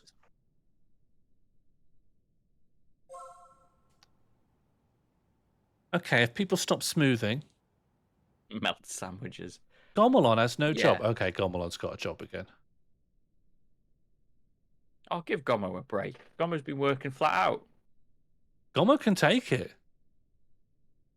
Okay, Cock and Balls is digging again. We're going to be all right. So maybe this could be the youth centre over here. Oh, that would have really simplified cock and ball torture. We just have to torture that one dwarf. Oh, yeah, we just subjected that one dwarf, Cock and Balls, to the worst life Torture. imaginable. Yeah, that would have been very simple. Cock and Balls is already here. Oh, I thought that was going to be a tough one. I thought we were going to have to go into adventure mode again, but no, we're all right. This is something about the placement of the slightly fleshier tones of wood. Yeah? I think it creates a sense of depth. It looks cubist. It's nice. Yeah. We need to separate some of the animals because they keep fighting. We might need 2 animal zones. Because they look, this blood, I know a lot of it's a mountain gnome, but they are fighting with each other as well. Okay, yeah. Maybe we could pen them in. I could also just extend the amount of space they've got and maybe they'll stop going mad.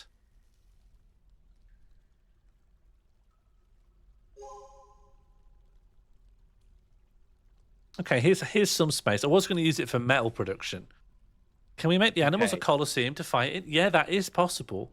I'm not going to do it off my own bat, though. You might need to use the wheel to convince me. We've got several insane projects already, really. Yeah. Okay. Poo sticks, sort of doable. We'd need to put some flowing water through it, or just make them all live by the river. But I am worried they'd fall in and drown. I think they'd fall in, wouldn't they? That's a problem. That's a bridge we'll have to cross when we. That's come a bridge to it, we'll have to right? make. Danger animals. We'll have to make. Do we have any dangerous animals? We just got dodos and like dachshunds, really.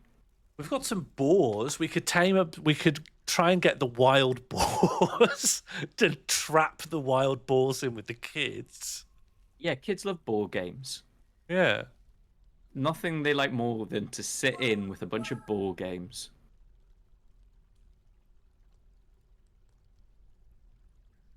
That's true. Not a worm. You can't rile a worm. You can rile a. You ever tried? You could rile a worm. Nah, a worm will never turn. I think the problem is you can't tell when a worm is riled, but they do rile imperceptibly. Mr. Beast, I think they're called Bruce Forsyth.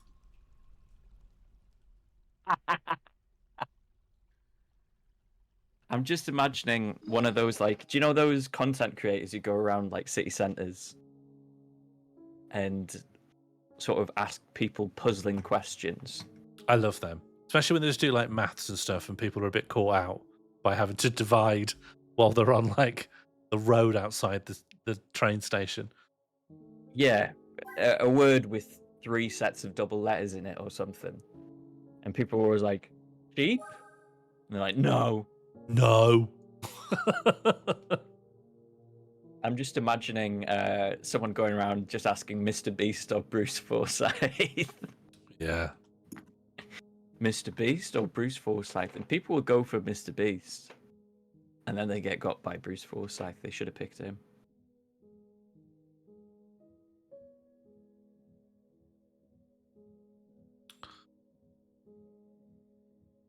I mean, I don't know anything about the Bay City Rollers. Let's Google that.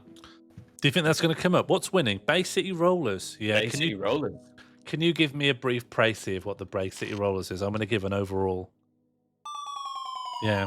Well, now that you mention it, the Bay City Rollers are a Scottish pop rock band known for their worldwide teen idol popularity in the 1970s. They've been called the Tartan Teen Sensations from Edinburgh, and are one of the many acts heralded as the biggest group since the Beatles. The group's lineup had many changes over the years, But the classic roster during its peak in popularity included guitarists Eric Faulkner and Stuart Wood, singer Les McCowan, bassist Alan Longmuir, and drummer Derek Longmuir. They're probably related. You can tell by the names being similar.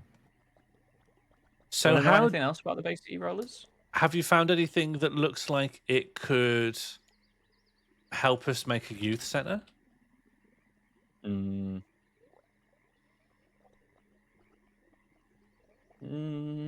Yes. Okay, that's good. Yeah. Yeah, this picture... I'm sorry, let me just drop it over my camera. They look like they're in a youth centre, if you ask me. Okay. Let me try and let me grow you. Yeah, And then so I've got a bit of control. oh yeah, you do as well. So You know, like, there's this is an official looking bin here. yeah, you got a nice bin there. Right there, that's an official looking bin. This is a function hall. Look at that carpeting. This is a function hall of some sort. Those walls have been smoothed.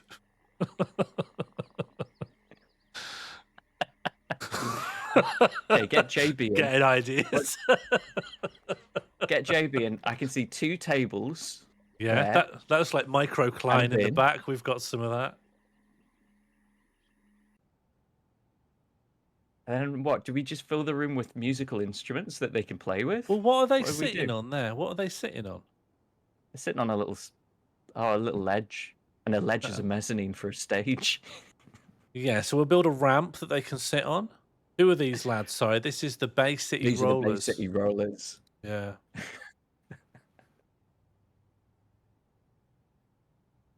Sorry for the jump scare there. There seems to be a What else? table at the back there. There's 2. So one bin, one table, ramp in the middle. Oh, Sean, I've missed the best bit of it. Oh yeah. You buried the lead. That's really good. Do you know what really does? Good. Do you know what's doing me about these clogs? It's not one letter per clog. Yeah, they've had to just fit it in however they can. One of these guys ends up walking away and it just says kit. The guys' what shoes say bay together, that's fine. But do you really want to walk around being ers or all?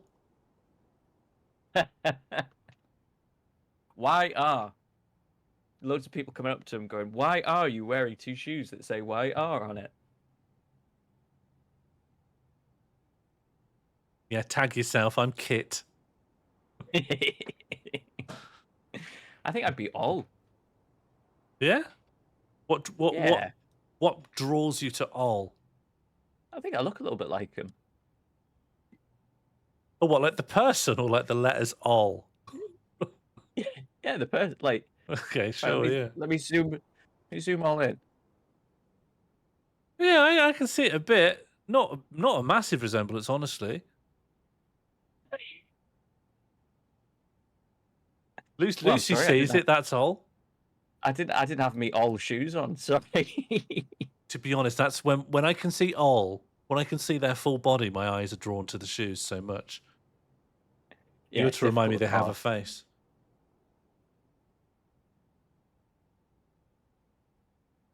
Oh, I've ruined this image. I'm never getting to grips with this image again.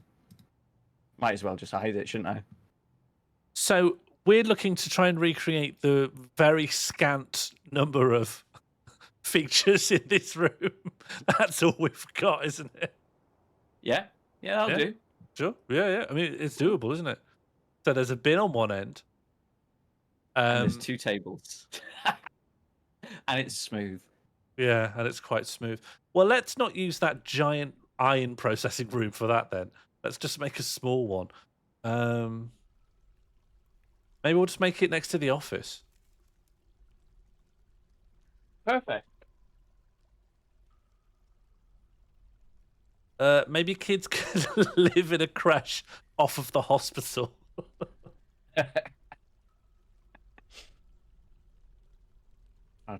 Let's get that dug out. On 13th of September 2024, the band's tour van that included all their instruments and equipment was stolen while touring in Walsall. Okay. Wood's tartan painted guitar was the only piece Was of that equipment not stolen. Warsaw, Poland, or Warsaw by Birmingham? Walsall, West Midlands. Oh yeah, okay.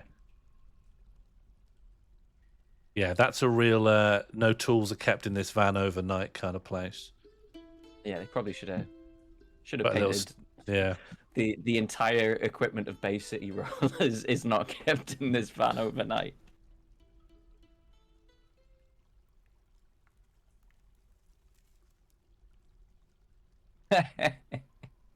We're going to have some guitars at least, some drums at least, he said in a video posted to Facebook. It might be hand claps, foot stomps, and a cappella.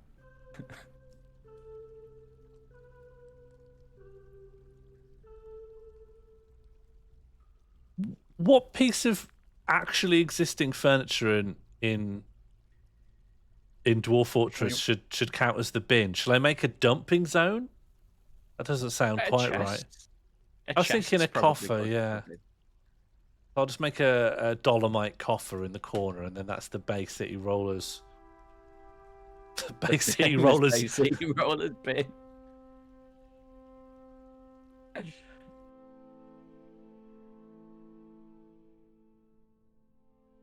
Let me just.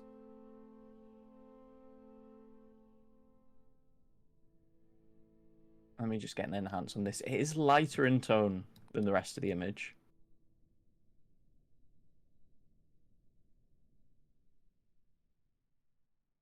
Hello. Sure. You're role playing as the bin, are you? Hello. Hello, bin. Hello, Sean. I'm Hiya. the famous Bay City Rollers bin. Hello, nice to meet you. How are you doing? I'm not so good. I was nicked out of a van in Walsall. They stole the bin, did they? That's what made the news. They stole. They stole our famous. bin. We can't go on without our bin. They took it to every gig. Yeah, where are we going to throw our waste paper?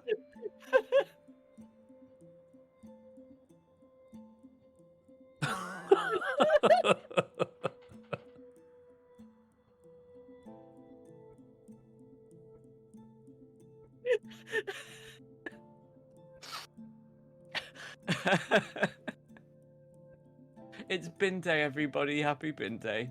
Happy bin day, everyone.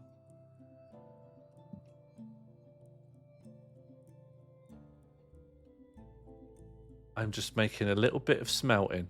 Hope that's all right. No. Oh, you need a valid token. What's happened? Oh, I thought I fixed that. I thought I fixed that. All right. Well. Oh, I guess I didn't. What do I need here? Just charcoal and smelters, right? And then I just need to make economic rock. Yeah, perfect. Yeah. Do we not have isn't dolomite economic rock as well? Oh yeah, I will have some. I already got some tetrahedrite. Is that something? Tetrahedrite. That sounds official. It sounds right, doesn't it? Do you know the one thing I always despair at in Dwarf Fortress, and I probably will do this bit off stream, is the bit where you have to set your work orders for every kind of economic stone, one by one, to ensure it gets processed into metal. I'm not going to do that here, but what I will do is make as much. My setup is to set a repeating order on the ore, right? And then when that order breaks, you've run out of this. Yeah, but then you still have to keep doing that. You want it to be automatic, right? Make metal when you can make metal. They're not a mod that could fix that. Do you know what? Probably, yeah. We've got a rename to do. Yeah, we've got Bin City Roll, but yeah, maybe if there's one of the. We've only got one child, and I've named them Marge Hadron Collider. Unfortunately, we did promise a youth centre, but we've only got one child. But I will rename Tekard. Tekard is now Bin City Rolbert. There they are. What are they currently doing? They're storing items in a stockpile. I can't even see them. Where are you? Tekard? I mean, Bin? Bin? Bin? Bin? Where are you? Oh, they were in the river. And what are they taking to a stockpile? Oh, they've been crying. Why are you crying, Tekard? I mean, Bin. Oh, You've got 3. oh Bin City. Yeah, you've got 3 Three? crowns on. You should be somewhat happy. You're carrying some logs you found in the river.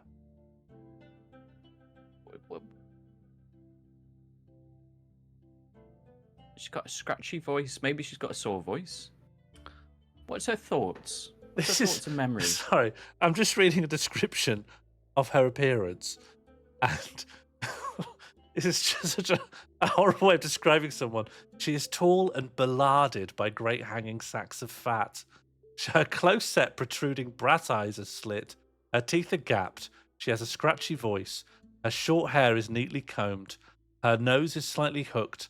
Her eyes have slightly thin irises. Her hair is ochre and her skin is burnt umber. Out of pocket. Out of pocket. That's a ridiculous way to talk about somebody. I just like the That's matter-of-fact way it just produces body descriptions. Just while I'm here as well, here's a graph of all the members of the Bay City Rollers. Oh, God, it's one of these, is it? All right. I love these. I love these. Let's get this huge, shall we?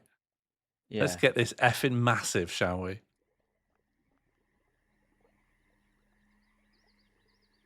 All right.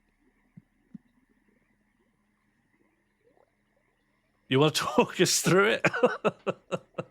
So, I'm just bringing it up on the big screen for me.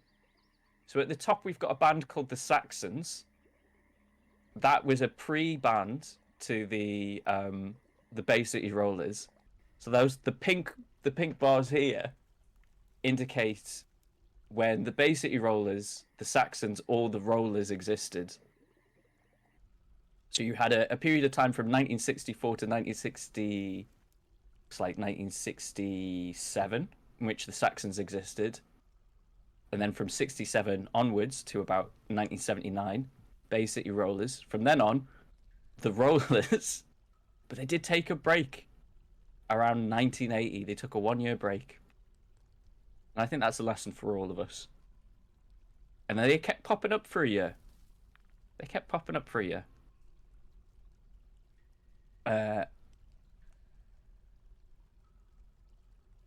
It looks like Alan Longmuir did everything. You can tell because he's got a rainbow bar. Let's just go through some of Alan Longmuir's talents. Bass, keyboard, vocals, rhythm guitar. No drums. No drums.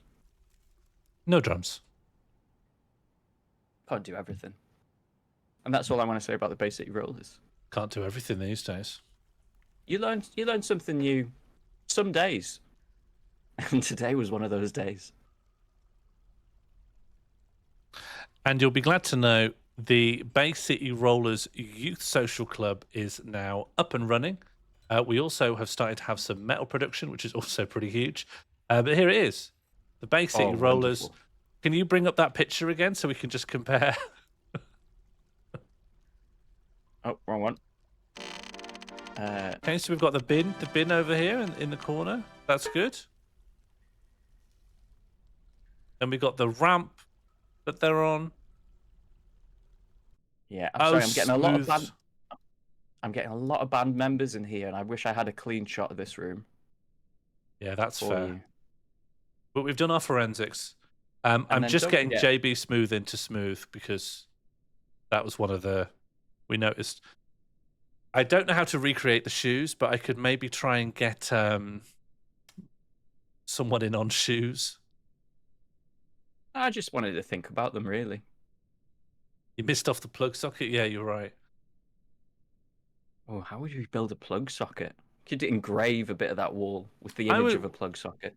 If you want to be a bit interpretive. You could build a horizontal axle because that's how power is transferred to rooms in Dwarf Fortress. You'd have to have an axle poking out of the wall. Why is the youth club off the hospital? Sorry, it's local authority. It's all managed by the local authority. I did The sort local of clinical care commissioning group also commissioned. Oh, has Well, the Dashan been fighting again? the Dashers are all. I don't know what's going on with the animals, but every few Do we like need- minutes they start biting each other, or they kill a fairy. Look, the Shiba Inu is fighting Blorkins McBalls. Why? Like, what's just happened? The Shiba Inu grabs the stray duck by the upper body with her left rear leg. Do you know what we could do? We could open up the animals for being pets, and that will take some of them away, and maybe they'll like learn to be friends. So maybe I could put up the lamb and the yak calf, and maybe the Yeah. puppies. These could all be pets, and then they'll spend more time with the dwarves. Maybe Oracle of Truth could be someone's pet. Because we can't kill any of these now. We're vegan, so we just have to. Shall I just say everything can be a pet? Yeah. Is it vegan to geld something? Is it vegan to geld? Should we put that to a poll? Yeah, I'd like to get to the bottom of that. That's going to become important because our animal supply is too high.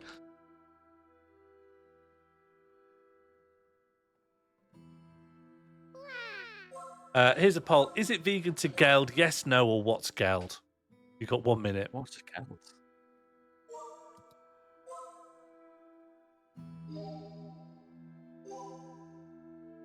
And at the end of the day, what is geld? We could explain what gelding is. I don't know if we're going to. Feels like we're not going to. Feels like if we were going to, it would feels like happen. we're going to. It feels like it's the stronger.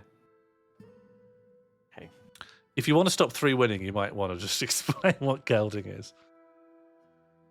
I live or die by the poll. Do you not think it's an indictment on our ability to host if people come away from this not knowing what gelding is?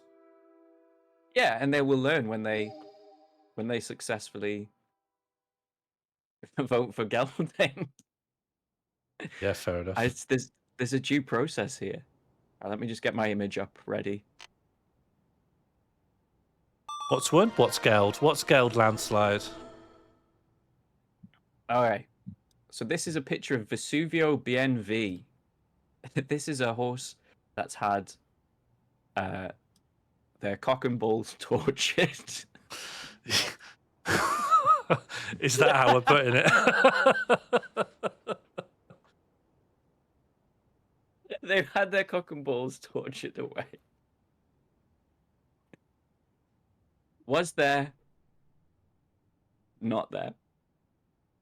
Sometimes you Was don't want there? animals to breed anymore, and they have to undergo cock and ball torture so that they're not going to create more little ones that have to go in the Bay City Rollers Youth Club off of the hospital, directly off of the surgical ward.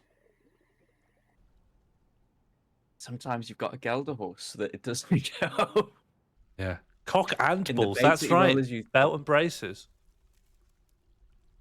Belt and braces torture.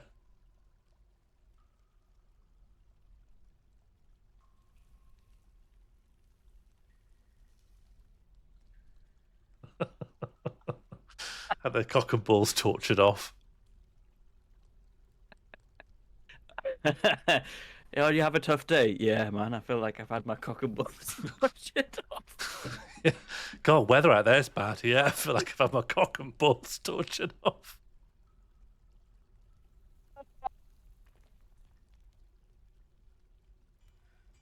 And I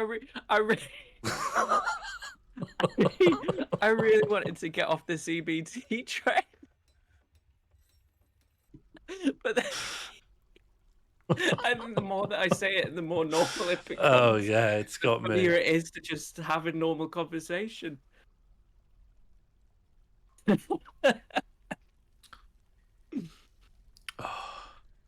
Oh, we can't bring Joanna Lumley here.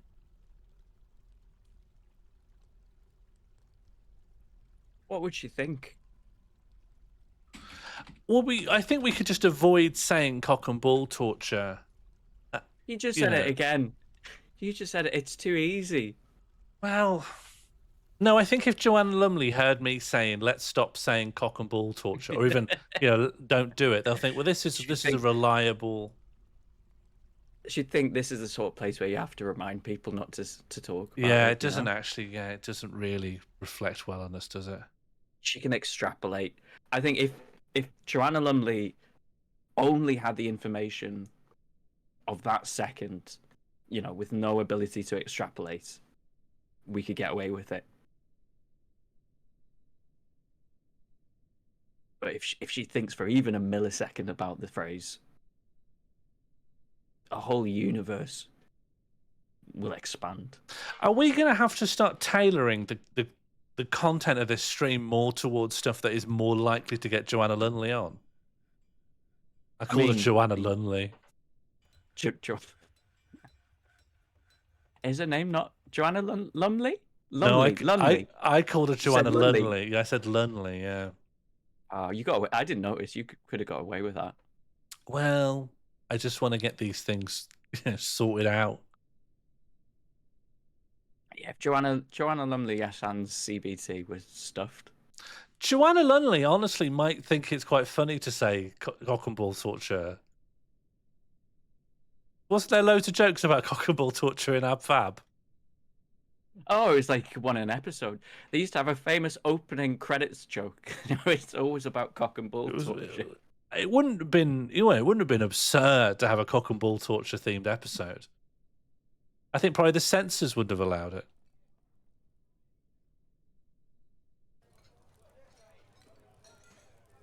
Do you think we've had a good episode? Do you think it's gone all right? Yeah. I think we know what we're doing here. I think can we put someone in the Wicker Man? Oh yeah, all right. Who should we end on a Wicker Man? I think that might be quite nice. It's a nice moment to end on. Yeah. Because we've got it here. We could make a burrow and just put one person in it. Or even oh, do you know what I have? I just have the ability to teleport. I could just teleport anyone here. So should we do an infinite referendum? And I'll read out the names of all the dwarves. And then people can add if one strikes them as someone who deserves to burn to death. And this will be a sacrifice to Joanna Lumley. We will sacrifice this. Lumley again. Is that what's her name? Lumley. Yeah, okay, Lumley. I think right. Let me see if there's anyone called Joanna Lumley. No, because we don't know. Because we. Oh yeah, what if there are any namesakes? That would be a good way of getting around the objective. Just get any Joanna Lumley in.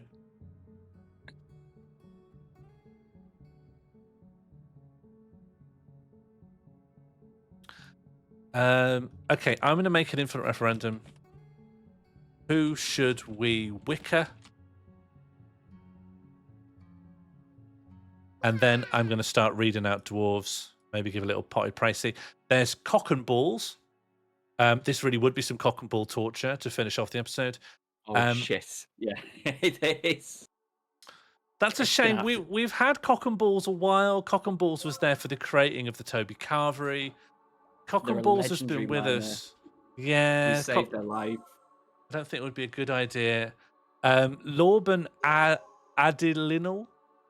Not too notable, as you can see, because they haven't been renamed. There's Annis, they, them, the crying dwarf. There's John Cage, our cage maker and experimental musician. There's Bim. Bin? Bim. Bin? No. Like in the Bay City Rollers. You're making the same mistake I make when I say Joanna Lumley. It's Bim.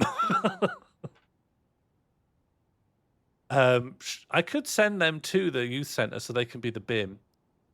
So we've got BIM, we've got Gomelon, we've got JB Smooth, we've got Inod, the armourer, we've got Bin City Rolbert, we've got Michael Barrym, we've got Clell Tickle, we've got Natalie, we've got Penis, we've got Mighty Fighty Shushbugs, we've got Sean Maorley, we've got Dr. Plem, we've got Shesat Pebblestra, we've got Besse Clugged Mubo, and we've got Marge Hadron Collider, our only child. Gulgood Bluebo. Oh, I guess any of these animals as well. Well, no, let's rule out animals. If we're going to wicker, Oh yeah, just you have citizens. to wicker a person. Yeah. All right, yeah, it's not a sacrifice otherwise. One for Marge, none for Barge, 4 for Joanna. We're gonna have to name one of them Joanna. We're going to have to name a dwarf Joanna and then burn her to death and then be like, come on our stream. What is that? This is if we want to get Joanna Lumley on the stream, They're gonna naming make a it more dwarf difficult, after Chris. her. They're gonna then- make it more difficult. What they're gonna do is they're gonna force us to stick Joanna Lumley, the dwarf, on the pyre, and then they're gonna clip it, and then they're gonna send it in DMs Yeah. to Joanna Lumley on Telegram. Yeah, so before we can even send a message to her, she's going to have seen that people are naming dwarves after her in MorlFortress and burning them. And then saying, come on the stream, Joanna, as if goading her, as if trying to find her to hurt her. Come on, Joanna, come on. Yeah, too scared to come on the stream. Oh, gonna go on the Orient Express, the other side of the world. Get away from us, huh? It's gonna be Joanna. It's going to be Joanna. I'll give it a timer of 1 more minute, but it's going to be Joanna, isn't it? Who do you think Lintstote is an alt of? Lintstote. They said something earlier that sort of hinted that they are an alt of another account. Fluffweasel. Of course. Fluffweasel. Of course, that makes so much sense. That was a fun game, actually. I really Yeah, enjoyed that was quite good. Yeah, that was like a New York Times puzzle, wasn't it? Oh, Fluffweasel just... That was a quick swap. It's either two browsers. That could be a quick swap. Oh, it's got to be the 2 browsers. I think, does that work? Yeah, if one's in No, I've never- incognito, you can have another login. You can't have 2 tabs on the same thing. Hello, Captain have to Preston complete. Frost. My brain is utterly fucked. Again?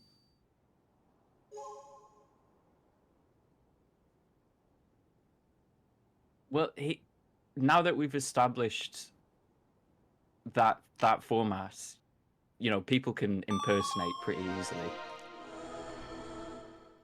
Because we're going to assume people are coming up with some sort of alliterative. We don't have a dwarf currently called Joanna Lumley, by the way, right? That is something we can fix, though, isn't it? So, Dust Martin is a really good pop star name. Just yeah, Dust just Martin's quickly really fluff, good. pocket that.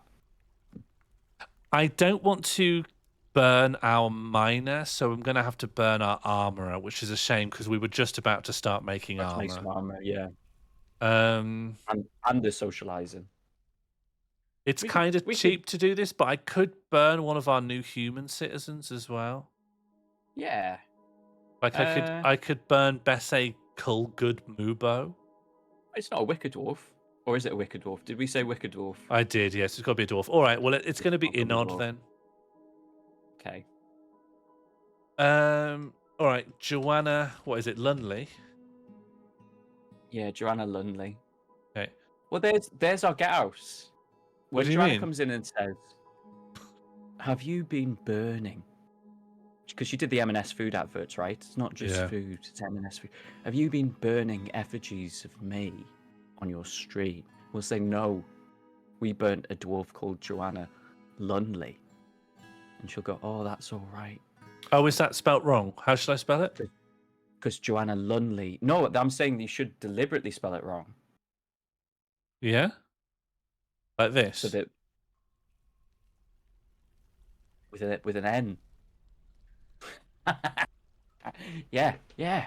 You got it. Got it in one. Okay. Joanna Lumley. Lumley. Lumley. Oh, Uh, that's lumley. That is. Oh, that's lovely. That's such a lovely Oh, thing to that's do. lovely.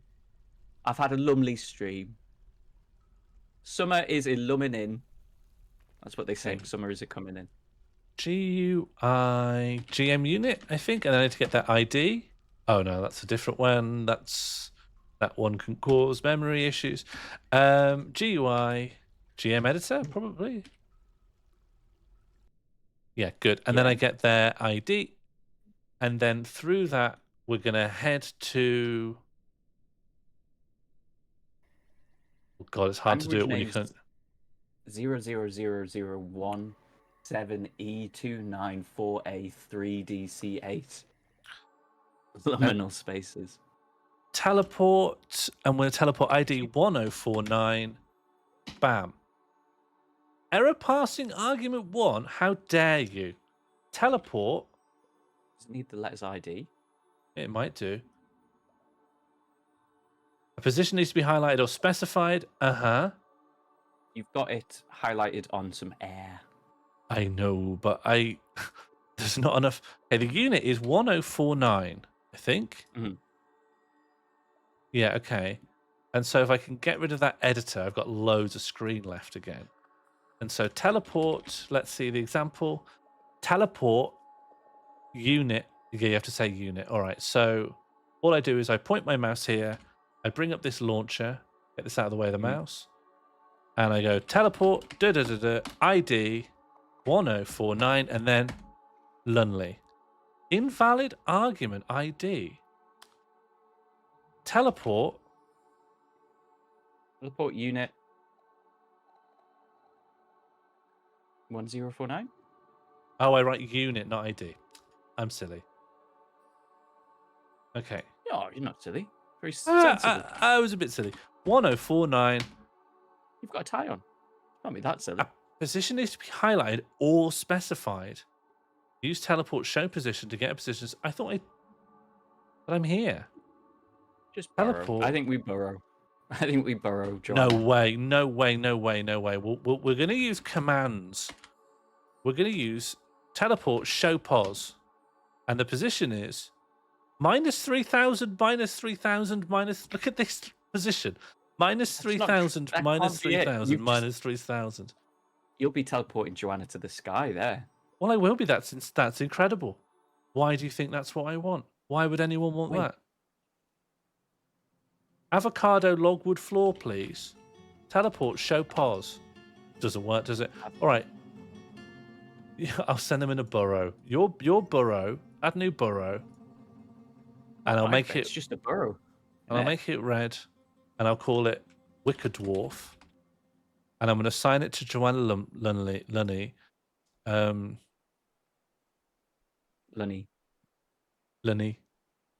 Lunny in the chat for Lunny. Send the Lunny up the wicker. But the thing is, this is much less reliable than a teleport because they're still chatting at the pub. And we've got to hope that she eventually finishes. Someone's petitioning us. Does Gullo Yelkis want to work here for entertaining visitors? Yeah, come on. Come on in. Go on. All right, where's Lunny? Lunny. Listening to poetry.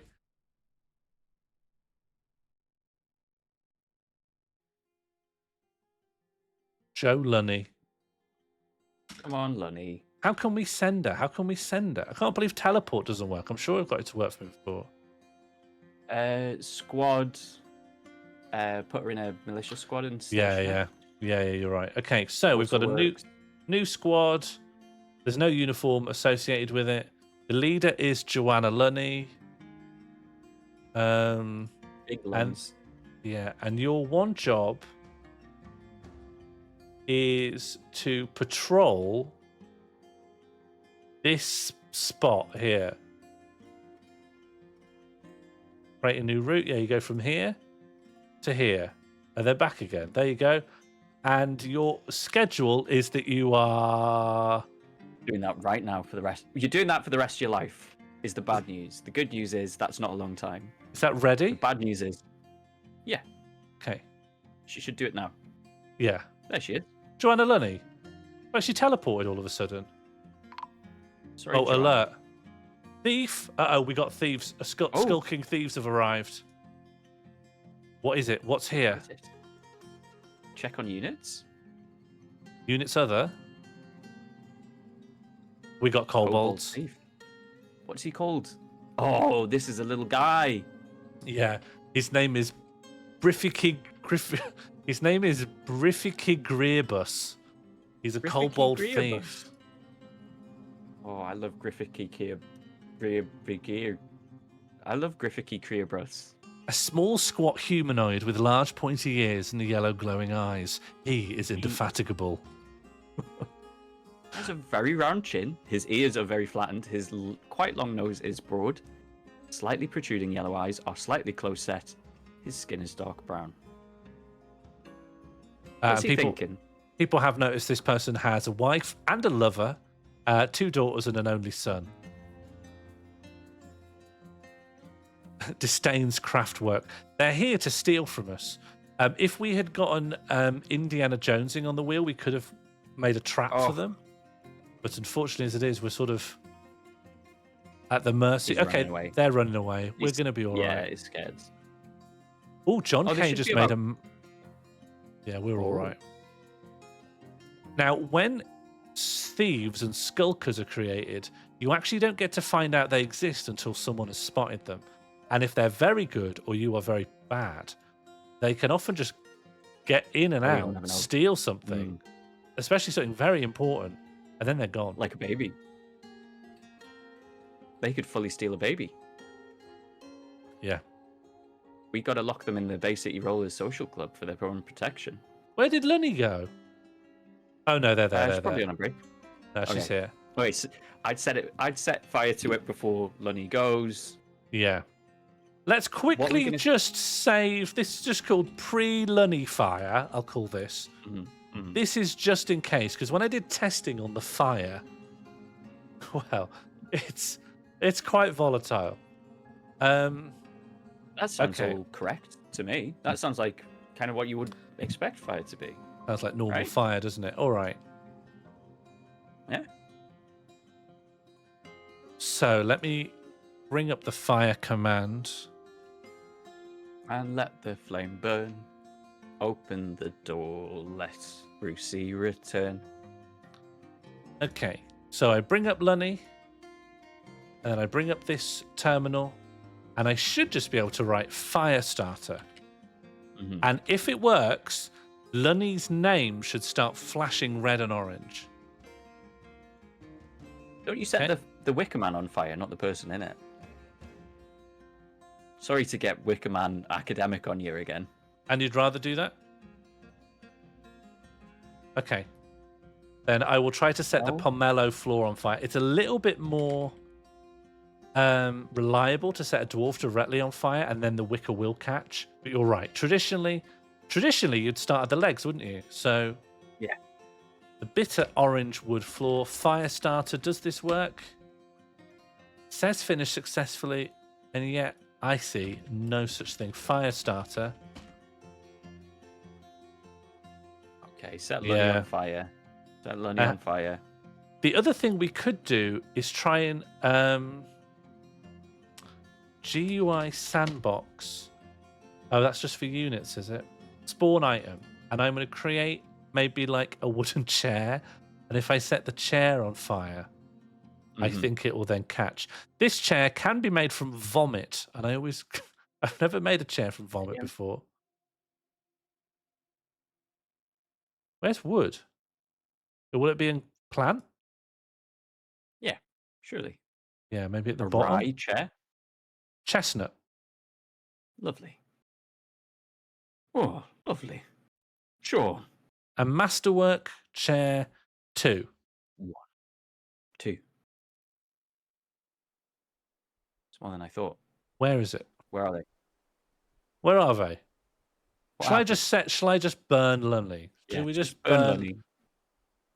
I feel so bad about burning Lunny there. She's on fire.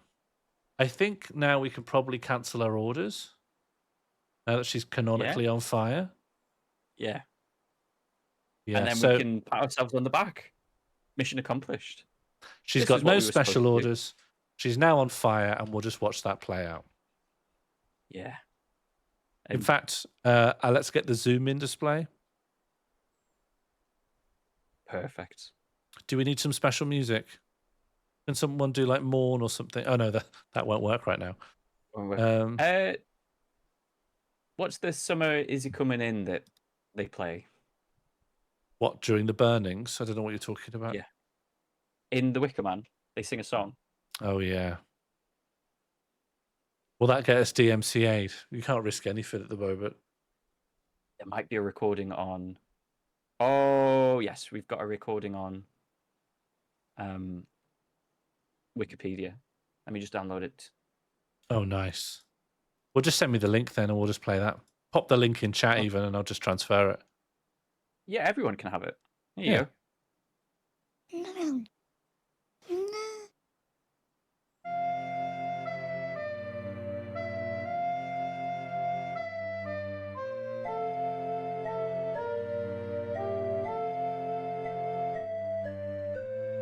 Goodbye, Joanna Lunny. And welcome to the stream. Thanks for watching, everyone.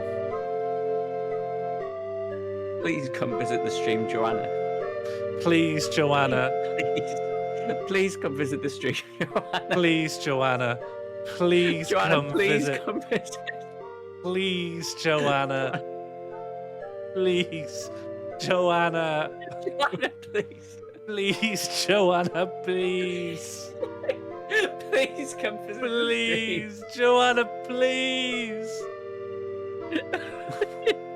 Please, Joanna, please. Joanna, please. Please, Joanna. Oh, she's gone. She's burnt.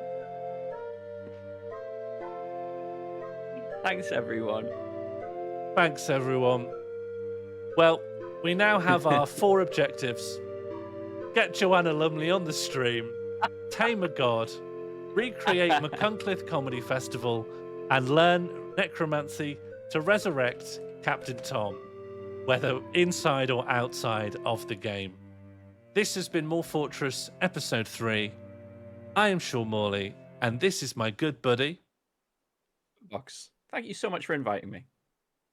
And we'll see you next week. Shout out to Catbox's own channel. Do give them a follow. Oh, an alert. Oh, yeah, Joanna Lumley's dead. Yeah, they found out. Goodbye, everyone. See you next time. Do it. But all I'm asking for you is to try and use your adult brains to write a word. I know you don't want to. The thing is, and I don't think this is a conversation you're ready for yet, there's nothing wrong with the system, it's that you don't want it. You don't want to do this activity. Okay, boom, there we go. Okay, today's word. See what the state of the albatross.